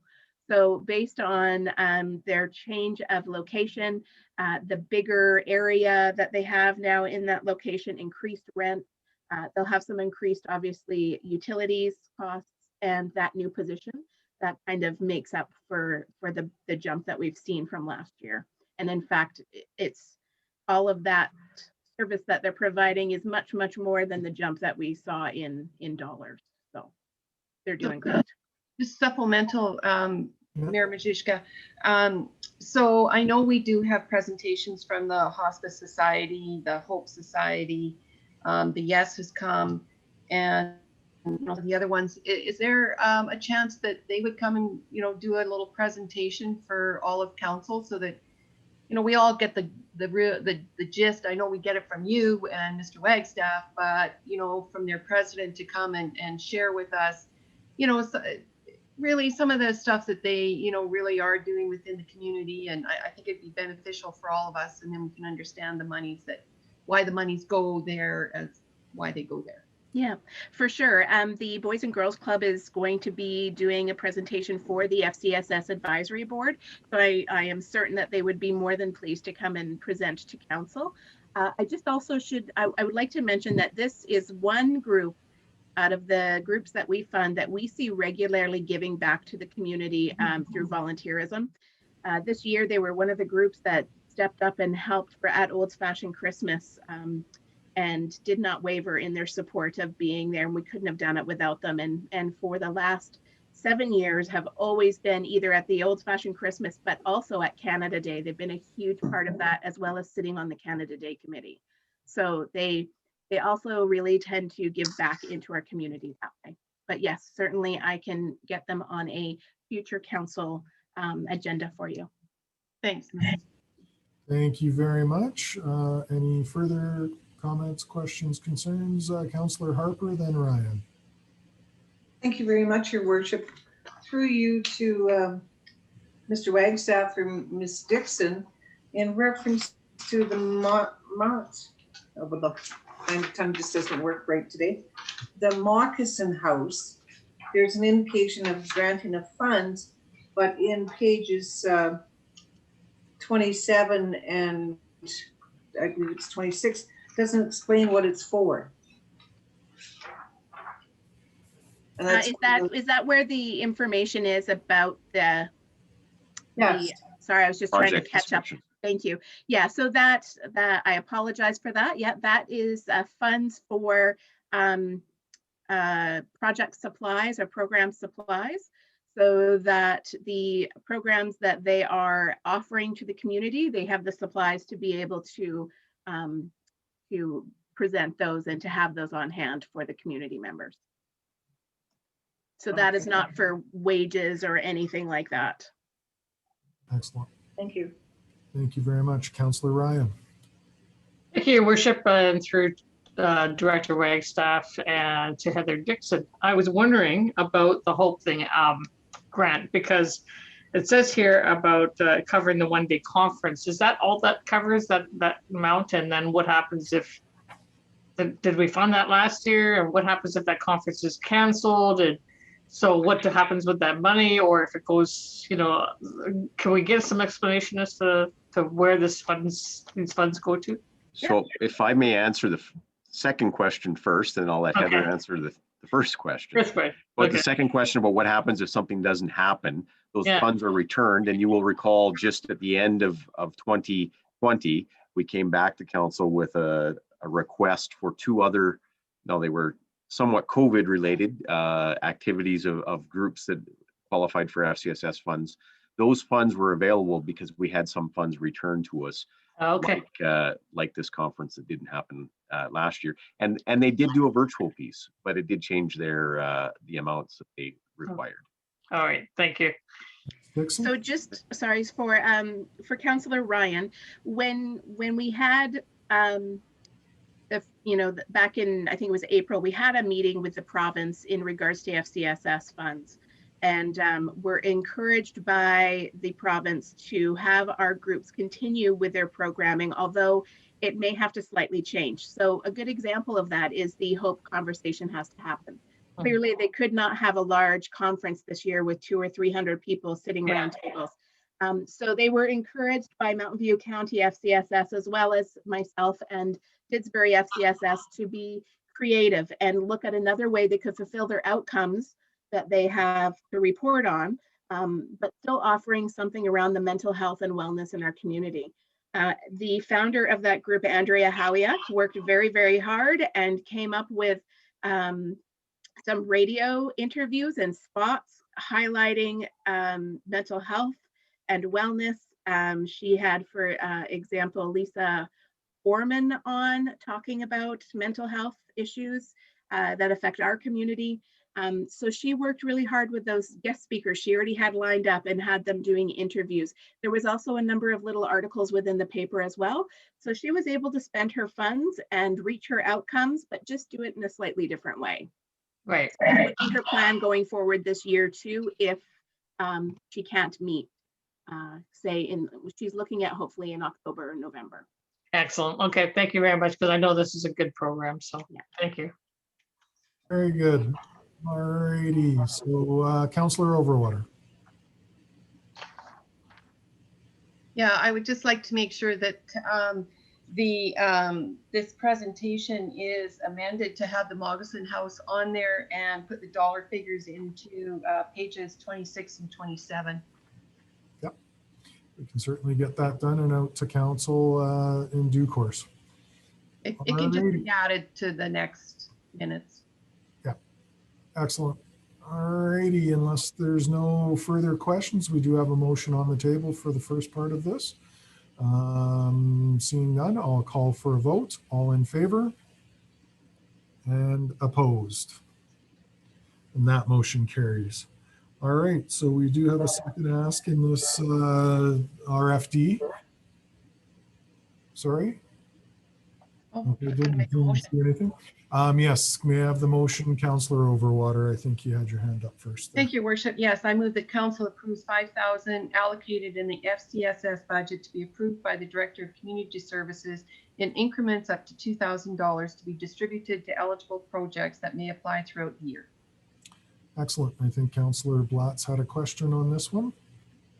Thank you, Your Worship. Not really a question, not so much a question, but more of a less a comment. I have no objections to this. I think this is a good move and a good idea. I would just like to see this information come back at least at a PNP meeting so that we are aware of where the funding is gone and whom it went to, and for information. I believe that we should see that as well. And those people also, if they are a different group that comes forward, I would also like to encourage all of these groups to make a presentation at some point in time during the year after the FCSS allocations are designated to them, that they come forward and give us a presentation at a PNP meeting. Excellent. All right, Councillor Ryan. Thank you, Your Worship. I would also like to look at a possible amendment to this, and that would be in increments rather than 2,000 to 1,000. This would allow more groups, if they had smaller projects, to access this funding. It would allow 5 groups instead of, if we gave away the 2,000 maximum, it would only be up to 3. So I would like to have that lowered. And then, it doesn't mean that people who need additional funding couldn't come to the town or to council and say, we would like additional funding, but it would allow some of the groups to look at even some smaller projects or smaller asks that could be readily approved by our Director of Community Services. Okay. This is a suggestion. Yeah, so I'll ask Director Wagstaff and or Ms. Dixon if there's a problem or Your regular. worship, may Councillor Harper, maybe she has a question or Okay. comment that might relate to this, and then I Go to can speak to Councillor this. Harper then. Thank you very much, Your Worship. In speaking to Councillor Ryan's suggestion, the way the motion reads right now is our Director of Community Services could indeed provide funding of $100 even to a group. I'm well aware of that, Right. Councilor Harper, but I'm just saying that if by him, it could be that if groups are asking for the full 2,000, that would limit us to only a certain number of groups. If two groups came in and asked for the full 2,000, then you'd only have the $1,000 left. This way, you would have a little bit of chance to provide it for more people. Just a suggestion. I know that it means up to 2,000, but if he gives 2,000 away to the first two groups that come along, that's only $1,000 left for the rest of the year. So, All right, Councillor Blatz. Thank you, Your Worship. Further to Councillor Ryan's comments, I think that not necessarily would we be granting them the $2,000 just because they asked for $2,000. There's a criteria that each individual group has to follow. And often, depending on how much funding we have, we only give them a portion of their ask because we only have a certain amount of allocated money, and we want to ensure that everybody gets an opportunity. So I would believe that that should answer your question. It's only up to $2,000, and typically they would probably have asked for $5,000 if we only gave them $2,000 per se, depending on what the programming or criteria was that they'd asked for. And I'm sure that Director Wagstaff or Heather Dixon can correct me if I'm wrong, but I believe that's exactly what. The rationale we used with the 2,000 was, looking back at ones that come in that are smaller, that would cover it. Whereas at the same time, without handcuffing us to timing wise to bring back to council a request, of 1,100 or less than 2,000. So 2,000 was the threshold where we looked back, and most were in that $1,000 range when we look back, but 2,000 would give us that flexibility to cover it without the necessity to come through the process of for a small amount like this to come through and timing to wait to get onto an agenda. So that was why we had picked the 2,000 amount. It doesn't negate us taking a look at more than the number. We don't get that many in a year, but they do occasionally come up. Excellent. Thank you, Director Wagstaff. Yeah, I tend to agree with Councillor Blatz. This is an up to 2,000. And what if somebody, needs a 5, 6, 7,000? If we handcuff ourselves at 1,000, then that 2,000 number is not available to them. I think we've also satisfied most of the needs that actually qualify under the program. That's why we have this pool of money left over to be able to distribute on the fly throughout the year. So I'm comfortable with the way it reads right now. Councillor Blatz.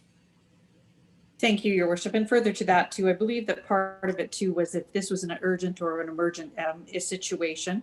And as Director Wagstaff has indicated, we want to make sure that, sometimes people need funding sooner than later, and rather than drag our heels or get caught up in anything. I think that was part of the process as well. Yep. Excellent. Councillor Overwater. Thank you, Worship. We're approving the 106,102. What is the total budget for this group for the FCSS? And so how much is left in, is it 5,000 that's just left in there, or is there more left in that budget line? Director Wagstaff. I will have to pull that up. I don't know it off the top of my head. If you know it, if you have it at your fingertips, please do, Heather. Yes. So this year we had more money to fund out than we have in past years, just due to some administration changes, which has been great. So the manager, obviously, of FCSS, Michelle LaRocque, and myself, when we met, we have held back. I believe there's close to 35,000 that we've held back, just because we know that this year is going to be very challenging. And we will likely have more asks coming throughout the year, as well as there may be some internal things that we need to be spending some money on. We have also just recently as yesterday, we were able to sign a contract with a local therapist to offer subsidized counseling in Olds. Many of the counselors last year didn't have any openings and they didn't have room to put new files on. So we have just entered into some subsidized counseling to help people in our community. So there was $5,000 put towards that for 2021. So that money will also be there in case those mental health needs go up, or Grow Forward Counseling sees that more people need assistance. Right. So my question is, how much money is in that total budget? We're giving out 106. So 106 plus 35 is so 141,000. Is that what we're saying that budget line is? I believe so, and I'm just going to double check. Director Linderman will know exactly. She sent me the numbers as well. All right, let's hear from Director Linderman. Hi. Yeah, the budget line for the FCSS funding to the community is 146,000. Okay, thank you. There we go. Excellent. Thank you very much. I think that explains everything. Any other comments, questions, concerns before we move along? All right. We have a motion on the table by Councillor Overwater. So at this point, I'll call for a vote. All in favor? And opposed? And that motion carries. All right. Thank you very much. And we will move right along to item 6B, CAO. I'll ask Director Wagstaff to introduce this, or one of his staff members to introduce this item on Pink Shirt Day proclamation. So as it has been mentioned within the request for decision, in 2018, Council motion to recognize Pink Shirt Day on an annual basis moving forward. And then each year we would still come forward to actually make the proclamation. And that's what's brought us here today. And the background to the Pink Shirt Day is becoming more and more more widely known, that it was a humble beginning from two Canadian teens in a Nova Scotia high school. And it has grown into an international phenomenon. And it's to ensure that, kindness is forefront in our interactions in our society, and to remind people that bullying is not acceptable in any setting, work setting, social setting, school settings, children or adults. So it's an awareness day to help just bring forward the point of how we treat each other has meaning and importance. And Pink Shirt Day is something that we have began to celebrate and promote, and we intend on doing so again this year if Council wishes for us to proceed with a proclamation of Pink Shirt Day in February 24th, 2021. Excellent. Thank you very much, Director Wagstaff. Councillor Thompson, how about we start with a motion, and if you have a question or comment, you can go after that.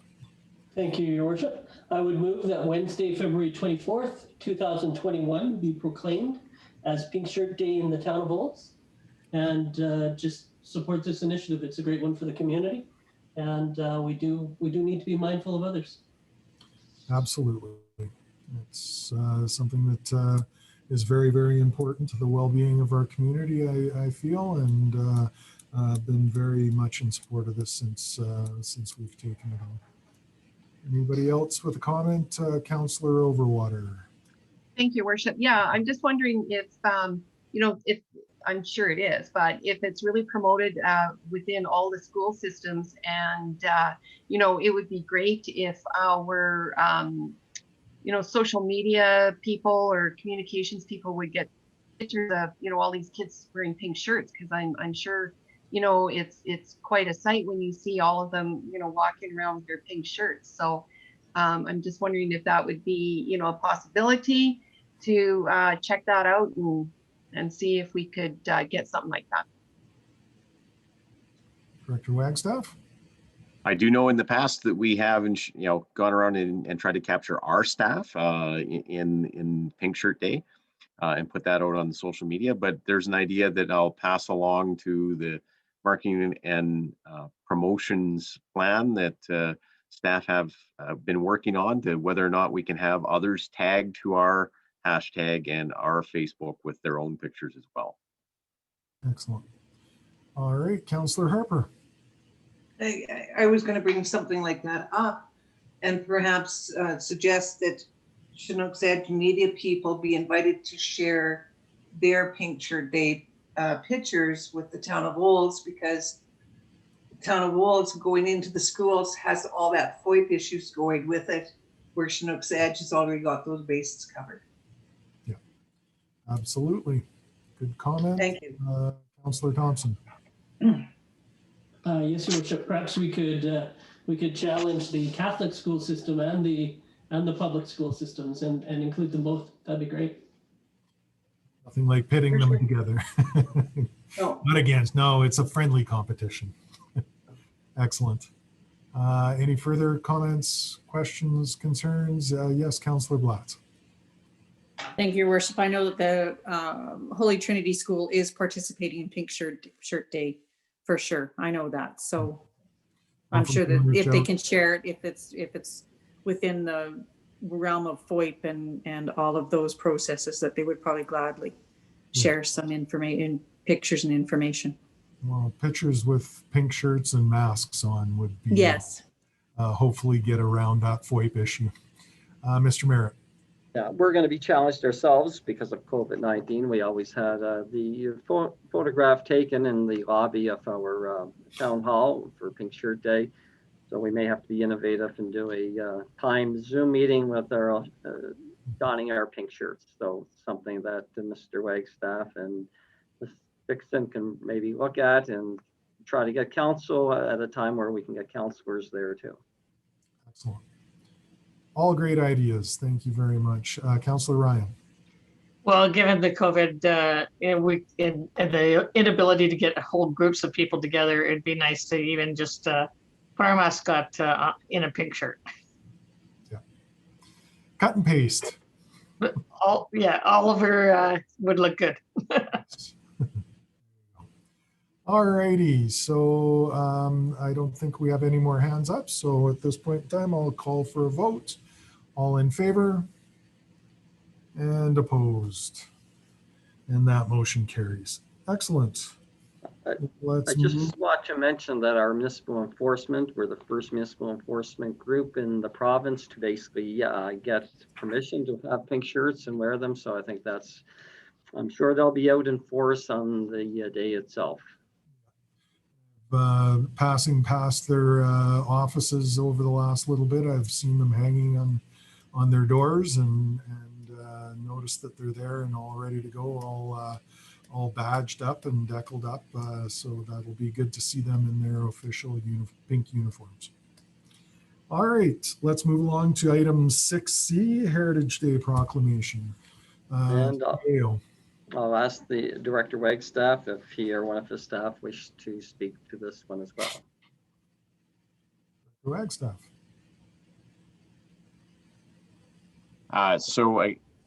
The Family Day long weekend has a lot of days attached to it. One of them is the start of Heritage Day as well as Heritage Week nationally. February 15th is also the anniversary of the first time the Canadian Maple Leaf was officially flown as our national flag in Parliament Hill. And as well as it aligns to Family Day. So there's lots of events to celebrate, although traditionally those types of things of visiting museums and gathering together won't be able to happen this year. But there is plenty online that the federal government is putting out, and we will be promoting that as we head into the week of Family Day and the holiday and spring break and all of that. So again, it's one of the ones that we traditionally have historically adopted, and we bring it forward to council for consideration again this year. Excellent. Thank you very much. Councillor Harper, would you care to start with a motion, please? I would, and I do have a question after that. I move that February 15th, 2021 be recognized as Heritage Day in the town of Olds, supporting Heritage Week in Canada. Your question. Now, my question through you to Mr. Wagstaff, or I guess it would be Mr. Wagstaff. I know that a number of museums, small museums like the Olds Museum, had an opportunity to access federal funding to have virtual tours of their museum. And I'm just wondering if the Olds Museum took advantage of those type of funds to put together a virtual tour of our museum. Not that we are aware of, and certainly they do not have any virtual plans in place with our local museum and the society that runs it. Thank you. Any further comments, questions, concerns regarding the motion? All right, seeing none, I'll call for the vote. All in favor and opposed. And that motion carries as well. Thank you very much, everybody. Let's keep moving right along to item 6D, development permit fees for 2021, CAO. Thank you, Your Worship. At the February 1st Policy and Priorities Committee meeting, the issue of possibly getting some direction from council on regards to waiving development fees for the town of Olds was brought up. The direction we received is, could we bring this back to an upcoming council meeting for a discussion and possible decision? And the period of time we were asked to give was from January 1st to June 30th, and then reevaluate that sometime before June 30th was up if there was approval given to these development fees. So Director Linderman has prepared a document for you for your review and with a recommendation. Director Linderman, do you have anything to add? The only thing I would add is that we've added in there the categories. So it would be residential and commercial industrial categories. So that would leave out the things like the development, security, and home occupations, those kinds of things. Excellent. Thank you so much. May I start with a motion, please? Councillor Ryan. Thank you, Your Worship. I'll start with a motion that the town of Olds waive development permit fees pertaining to the residential and commercial / industrial / institutional / recreational categories of the development permit fees section on Schedule E bylaw 2020-17, and being the rates bylaw for 6-month period, January 1st, 2021 to June 30th, 2021. And I do have a question or comment. First, I think you get 5 minutes for slashing. Carry on. Ouch. Yeah, just through to Director Lindeman. So what I was looking at for these fees was on the bottom of page 37 of our agenda package under the development permit fees, right near the bottom where it starts residential.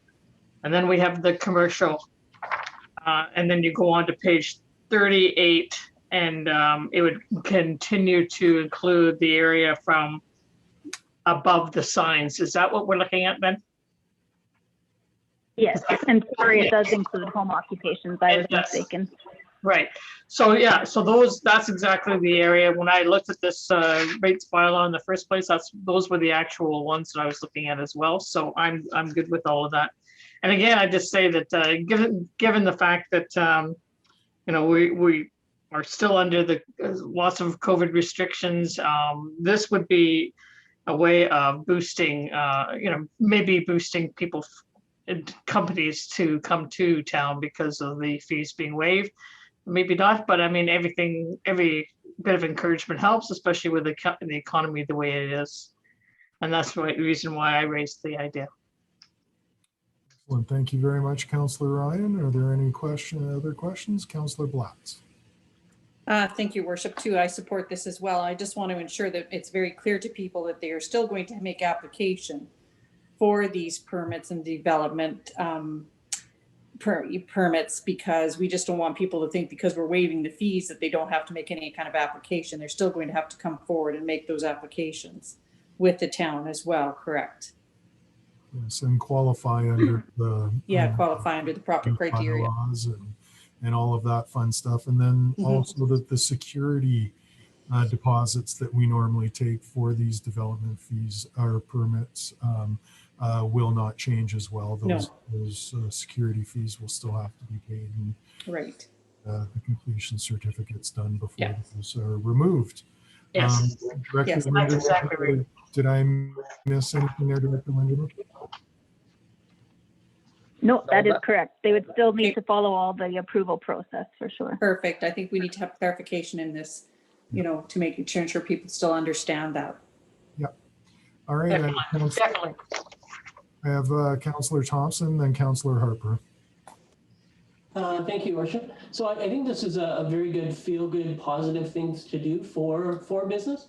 I'm wondering if this will be promoted, if either the CAO or somebody from economic development has considered how they might market this. It's just a short window, and these types of permits should start coming in soon if they're going to. Yeah, well, we would do it just the same if we get approval today, just as we did with business licenses and the reopening grant that we basically had last year. We would do it through our various means of communication. And at the Secretariat, Mr. Wright would obviously be speaking to it. We'll be communicating to the Chamber of Commerce as well as Olds Institute, who are members of the Secretariat. Excellent. Thank you very much, Mr. Merritt. Councillor Harper. Thank you very much, Your Worship. In light of the fact that we've made it very clear the types of fees that we are actually waiving, I would certainly support this, and to make sure that that it does not waive security deposit fees or anything like that. So I would support this, and all other fees are in place still. Yeah, and speaking to both Councillor Thompson and yourself, I think it's a good idea because of the various fees we have that we probably put a press release out on this, just so we can narrow down specifically what this pertains to, and the fact that there is still a requirement, obviously, to have building permits if you're doing business in the town of Olds. Absolutely. Very good point. All right. Any other comments, questions, concerns? Councillor Ryan. Thank you, Worship. And also a little bit further to the communications part, certainly we could be putting it on CAPE. I know that they are always looking for feel-good economic development stories, and so that could be flagged on there as well. And I'm sure Mr. Wright could possibly do that because he's a member of that as well. Or our representative, Councillor Overwood. Or our representative, yes, Councillor Overwood. All right. Further comments, questions? Seeing none, we have a motion on the table. So at this time, I'll call for a vote. All in favor? And opposed? All right, that motion carries. Very good. Thank you very much. All right, let's move along to item 6E, tax recovery sales conditions and reserve bids. Should we go directly to Director Linderman? In this one, yes, I will have Director Lindeman speak to the tax recovery sale conditions and reserve bid. Excellent. Thank you. Director Linderman. Thank you. So each year, at the tail end of our tax recovery process, we have our tax auction, unfortunately. This is a 3-year process, and as I said, this is the tail end. You have until March 31st. So they give you a full year to have this sale. If you don't have it by March 31st, you will have to restart the entire process. That is why, so we've waited kind of until the last possible moment to do this, given the current situation with COVID. But unfortunately, it is time to set this date and the conditions and the reserve bids for these. There's 2 properties today. And I did check with our assessor on the reserve bids. as outlined today. He, as always, kind of recommends to go within 10% of the assessed value. So the values being used today are their 2021 assessments with a 10% reduction. And I would just open it up to any questions. All right. Who would like to start with a motion, please? It looks like we have, do we have to break this up, or is this all one motion? CAO? I believe we normally do it in 3 separate motions. Separate motions? Okay. All right, Councillor Overwater, you had your hand up. Okay. First motion. Thank you, Your Worship. So I move that council set the terms and conditions of the tax recovery sale scheduled for Friday, March 26, 2021 at 2 p.m. in the Town of Olds Council chambers as follows. Do you want me to read one or what? Yes, please. These properties are being offered for sale on an as-is, where-is basis. Okay. All right. Any comments, questions, concerns regarding that motion? So all 3 of those are the Yes. first motion. Oh, all 3 of those. Okay. Carry on, Councillor Overwater. Number 2, these properties are being offered for sale subject to a reserve bid and to the reservations and conditions contained in the existing certificate of title. 3, payment of successful bid shall be made by cash or certified check payable to the Town of Olds. A non-refundable deposit of 20% at the time of sale with the balance of 80% of bid due within 10 days. Excellent. Okay. Comments, questions, concerns on the first motion? Seeing none, I'll call for a vote. All in favor? And opposed? And that motion carries. Excellent. May I have the second motion, please? Councillor Blatz. Thank you, Worship. I move that roll number 4420600, lot 29, block 4, plan 7710-679, have a reserve bid of $277,380 placed on it for the public auction scheduled for Friday, March 26, 2021 at 2 p.m. in the Town of Olds Council chambers. And all right, comments, questions, concerns regarding this motion? Seeing none, I'll call for a vote. All in favor? And opposed? And that motion carries. All right, may I have the third motion, please? Councillor Thompson. Yes, Your Worship. I would move that roll number 4304800, lot 5B, block 11, plan 414 LK, have a reserve bid of $144,090 placed on it for the public auction scheduled for Friday, March 26, 2021 at 2 p.m. in the Town of Olds Council chambers. Excellent. Thank you. Comments, questions, concerns regarding this motion? Well, I have a question. Yes, Councillor Harper. I'm just wondering if this auction will be on a Zoom. Do we have electronic means for this auction? Director Linderman. I haven't set that up yet, but with the current restrictions, we are allowed to hold these auctions in person in council chambers. Okay, great. Excellent. Thank you. All righty. Any other comments, questions, concerns regarding that motion? Seeing none, I'll call for a vote. All in favor? And opposed? Motion is carried. All righty. Okay, so let's move right along to item 6F, elected official events request. CAO. Thank you, Your Worship. A request was made to attend a conference from Councillor Overwater, I believe in Brooks, Alberta, in regards to policing, as this was not part of the councillor's original learning plan. She is bringing this to council for approval. in an adjustment to our learning plan situation. Excellent. All right, Councillor Overwater, could you start with a motion and then Okay. then you can speak to it?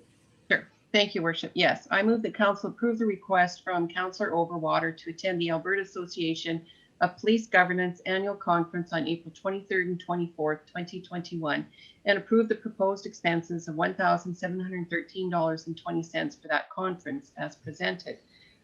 Just an update on that. It is in person, which I mean, I guess they'll follow AHS rules as to whether, you know, it ends up being virtual or not. However, it pertains to the new policing advisory committee that we have just started for the town of Olds. And at that conference, we'll discuss the role of policing committees, the basics of police oversight and governance, the structure of the RCMP, board basics and FOIP legislation, and also groundbreaking framework and strategies to reduce rule crime by identifying responses to problems driving prolific criminal behavior and increase RCMP provincial collaboration with stakeholders, health education, corrections, and social supports. We are in the course of the learning stages of what exactly our police advisory committee will be for our community. And again, we have a wealth of information on this board.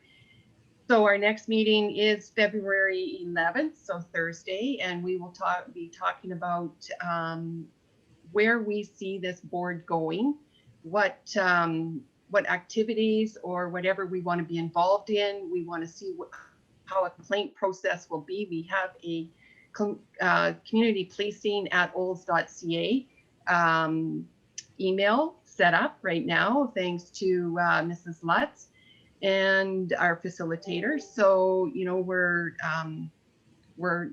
ready to help. We just have to make sure that we have the right road path that we need to take. And again, with council, I know we talk about priorities for the RCMP, and I guess, you know, we'll be discussing that probably within the next few months. And our committee will be discussing what our priorities are. So I think this would be a very good learning session since we're new. And also at our meeting, we will be requesting that the vice chair of the Policing Advisory Committee attends this as well. She is new to committees. She is new to procedures and such, and she's very excited to be on this board. So I think it'd be very beneficial for her to attend as well, but we will be discussing that at our meeting on the 11th.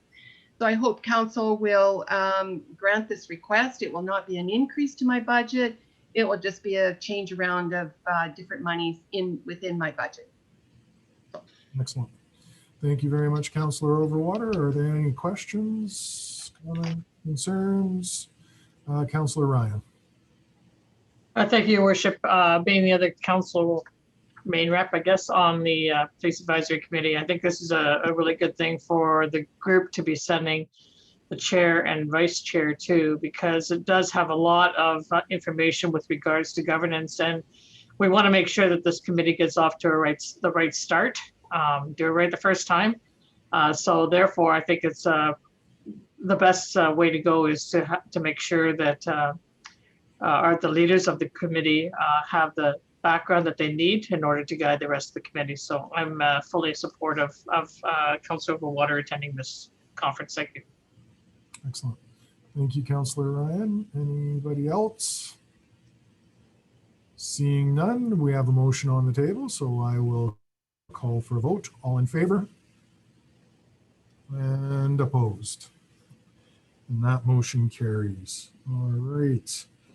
Thank you very much. Michael, I'd just like to thank council for putting the faith in me that when I go to this conference, I'll be able to come back and have great words of wisdom as to how our community is going to be safer and how we will work close with the protective services and anybody else that's involved in that. Thank you. Excellent. Thank you, Councillor Overwater. All right, so that brings us to our one added item, 6G, the striking an ad hoc committee as we do every year. to guide council through the process of reviewing our CAO, which is mandated, of course, under the MGA. So at this point in time, I will ask for, I think typically and correct me, anybody on council if I'm wrong, or legislative clerk, I think it's myself and two others from council to do the directing and compiling of the evaluation. I got a thumbs up from the ledge clerk, which is fantastic.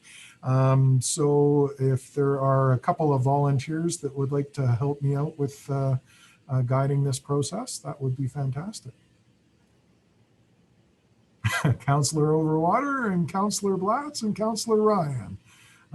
So we have 3 volunteers out of that group. Anybody who was on the committee last year? If we can. I don't need to be on it. Well, I don't either. I just, nobody was, I mean, Yeah. who was on it last year? I don't Nobody recall. was putting their hand up, so I put my Yeah, me too. That's why I put my hand up too. I'm It gonna was, go with, No it offense. was Mr. Councillor, it was Councillor Overwater and myself and yourself, Mr. Mayor, that was on the committee last year. okay, well then why don't we go with Councillor Ryan and Councillor Blatz this year? Sure, And fine. anybody has any objections to that? Well, not unless Councillor Harper or Councillor Bennett want to be on it. No, I'm good. Okay. Got a lot going on. Yep, all right, so, all right, may I have a motion? Oh, I'll move that. Okay, Councillor Overwater. Thank you, Worship. Yes, I move that the Mayor Muzishka, Councillor Blatz, and Councillor Ryan be on the CAO evaluation ad hoc committee. Excellent, thank you. Comments, questions, concerns regarding this? Seeing none, I'll call for a vote. All in favor? And opposed? And that motion carries. Excellent.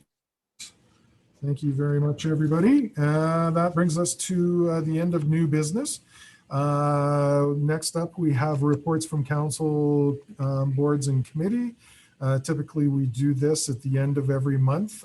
We do have a number of minutes and reports that are attached to our agenda today, but as we typically do, we'll wait till the end of the month and have council take turns speaking to these individual things, if that's all right, unless there's any other concerns.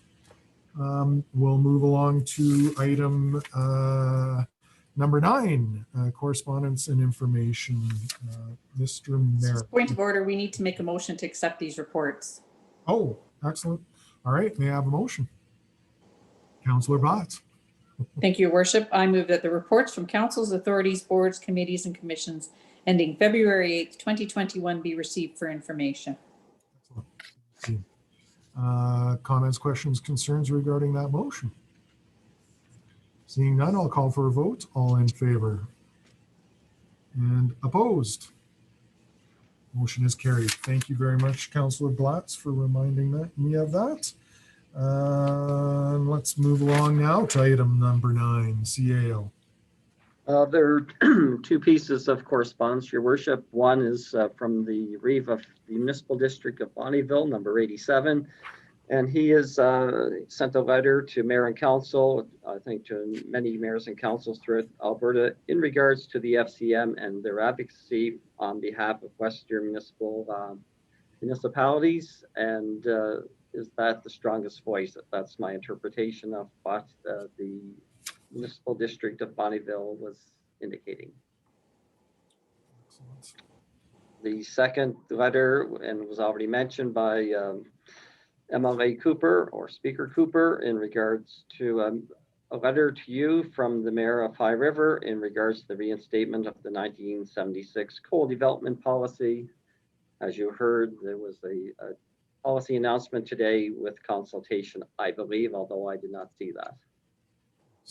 I haven't either, but we can certainly look at that down the road if that hasn't panned out as reported earlier. So, Councillor Ryan, would you care to start with a motion, please? And Yeah, thank you, Mr. Ware. I'll start with the motion. The that we accept the correspondence and information report ending February 8th, 2021 be received for information. And I have a comment with regards to the letter from the municipal district of Bonnyville. Mhm. And I do think that they have a valid point. I attended the FCM conference. I was fortunate enough to do so in Quebec City 2 years ago. And while they had a few tours that I participated in that I thought I benefited from, and I shared my report, not just to here to council, but to the library board that I've sit on. I do find that some of the other information that was presented was very centric to Ontario and Quebec. There are times when I feel that they are not responsive to Western Canada, especially to rural communities in Western Canada. And I think that sometimes they need a bit of a wake-up call. I'm not sure whether, and we have had conversations here around the table with regards to FCM on occasion. It would be good to have that conversation as to whether or not we're getting value for the dollars of being a part of that membership. So I do agree that they do have a valid point. Excellent. Thank you so much, Councillor Ryan. Councillor Harper, then Overwater. Thank you very much, Your Worship. I agree that FCM seems to be, I would not say centered more easterly, but big city centered. They seem to forget the majority of their members are small municipalities. And most of their conferences are, of course, are in big cities because that's who can accommodate those kind of conferences. But they seem to be forgetting that most of the municipalities are under 5,000 people or 5 to 10,000 people, and they don't seem to have a lot of courses or workshops centered around what we as municipalities can do and where we can share information. Most of that sharing of information is done through the networking that's afforded us. So I do agree that FCM doesn't necessarily serve our needs, but it's still, I think, well worth attending. Maybe not sending as many people, because there's terrific networking opportunities that we learn outside of those workshops. Excellent. Yes, Councillor Overwater. Thank you, Your Worship. Yes, I agree with Councillor Harper and Councillor Ryan's comments. I also think possibly, we should take this to AUMA and to RMA and see what their thoughts are. It seems to get things done the more people you have involved in the advocacy for a Western Canadian municipality. I mean, maybe we would have more clout going to some of these FCM conferences, because you're right, it does center around big city, and I have to say it does center around Ontario and Quebec a lot, really. And so I think it would be good to see where, if we could follow up with the Reeve Greg Sawchuk and follow up with Barry Morishito and who's the president of AUMA, and Paul McLaughlin, president of RMA, and see what their thoughts are, because I think if more communities start speaking up about that, FCM is going to fold, because we just continually cannot afford to go. And Councillor Harper's right. At one conference I did ask the question about why so many times the conferences for FCM are down east, and basically Calgary, Edmonton, and Vancouver, the only ones out west here. I know it was held once in Regina, but have the capacity to hold that number of elected officials and the CAOs and support staff. So I think we should follow up with that and see if AUMA and RMA want to also really advocate and take it to our prospective conferences and have a motion. Do we want a Western Canadian municipality alliance instead of attending the FCM? Well, I know the two conferences in Halifax and Quebec City that I attended, I don't know what their membership is like, but the delegations that attended both of those conferences were largely from Alberta. I don't think there was a province that had a better attendance outside of the perhaps Quebec in Quebec cities. Alberta sent the most municipality delegations than any other. So we do support FCM very wholeheartedly, and yeah, I question whether we do get our money's worth and our advocacy worth out of it, being smaller municipalities in Western Canada. Councillor Overwater. Yeah, no, thank you, Your Worship. I'm not saying don't support FCM. I'm just saying that, you know, sometimes maybe if we had our own conference out here for Western provinces, then maybe we would get you know, a good voice at FCM, because you're right. I think there's access to the federal ministers, which I don't think we get a whole lot of access out west. And I think it's, you know, imperative that our mayor for sure goes to FCM, because it is the networking, it is access to some of these federal ministers that we just don't get out here. But yeah, absolutely, very good point. All right, we have a motion on the table, unless there's any other questions, comments. Oh yes, Councillor Harper. So I just want to, before we end this discussion, are we going to respond to the Reeve of MD of Bonnyville with any type of response? We shouldn't just talk about it. We should actually provide him with the courtesy of a response. Excellent. Yeah. Would you like to make a motion that I write a letter in response? Well, we've got a motion on the books right now. We do. Yeah. So as soon as that motion's done, then I would, by all means, do another motion. Excellent. Unless there's any further comments or questions with regards to this motion, I'll call for a vote. All in favor? And opposed? All right, that motion carries. And Councillor Harper, would you like to make a further motion? Yes, I move that we direct our mayor to respond to the letter from the MD of Bonnyville with a reflection of the discussion that has taken place today. Excellent. CCAUMA. Yeah, CCRMA. And RMA and our. Yeah, he has CC'd those two gentlemen as well, so we will do likewise. Okay. Yes. All right. Comments, questions, concerns regarding this motion? Seeing none, I'll call for the vote. All in favor? And opposed? And that motion carries as well. Excellent. Thank you very much, everybody. I think that brings us to number 10, adjournment. Who would like to make that motion? Oh, sure. There's Councillor Overwater wins the race with a hand. In there. All right. We are adjourned. Thank you so much.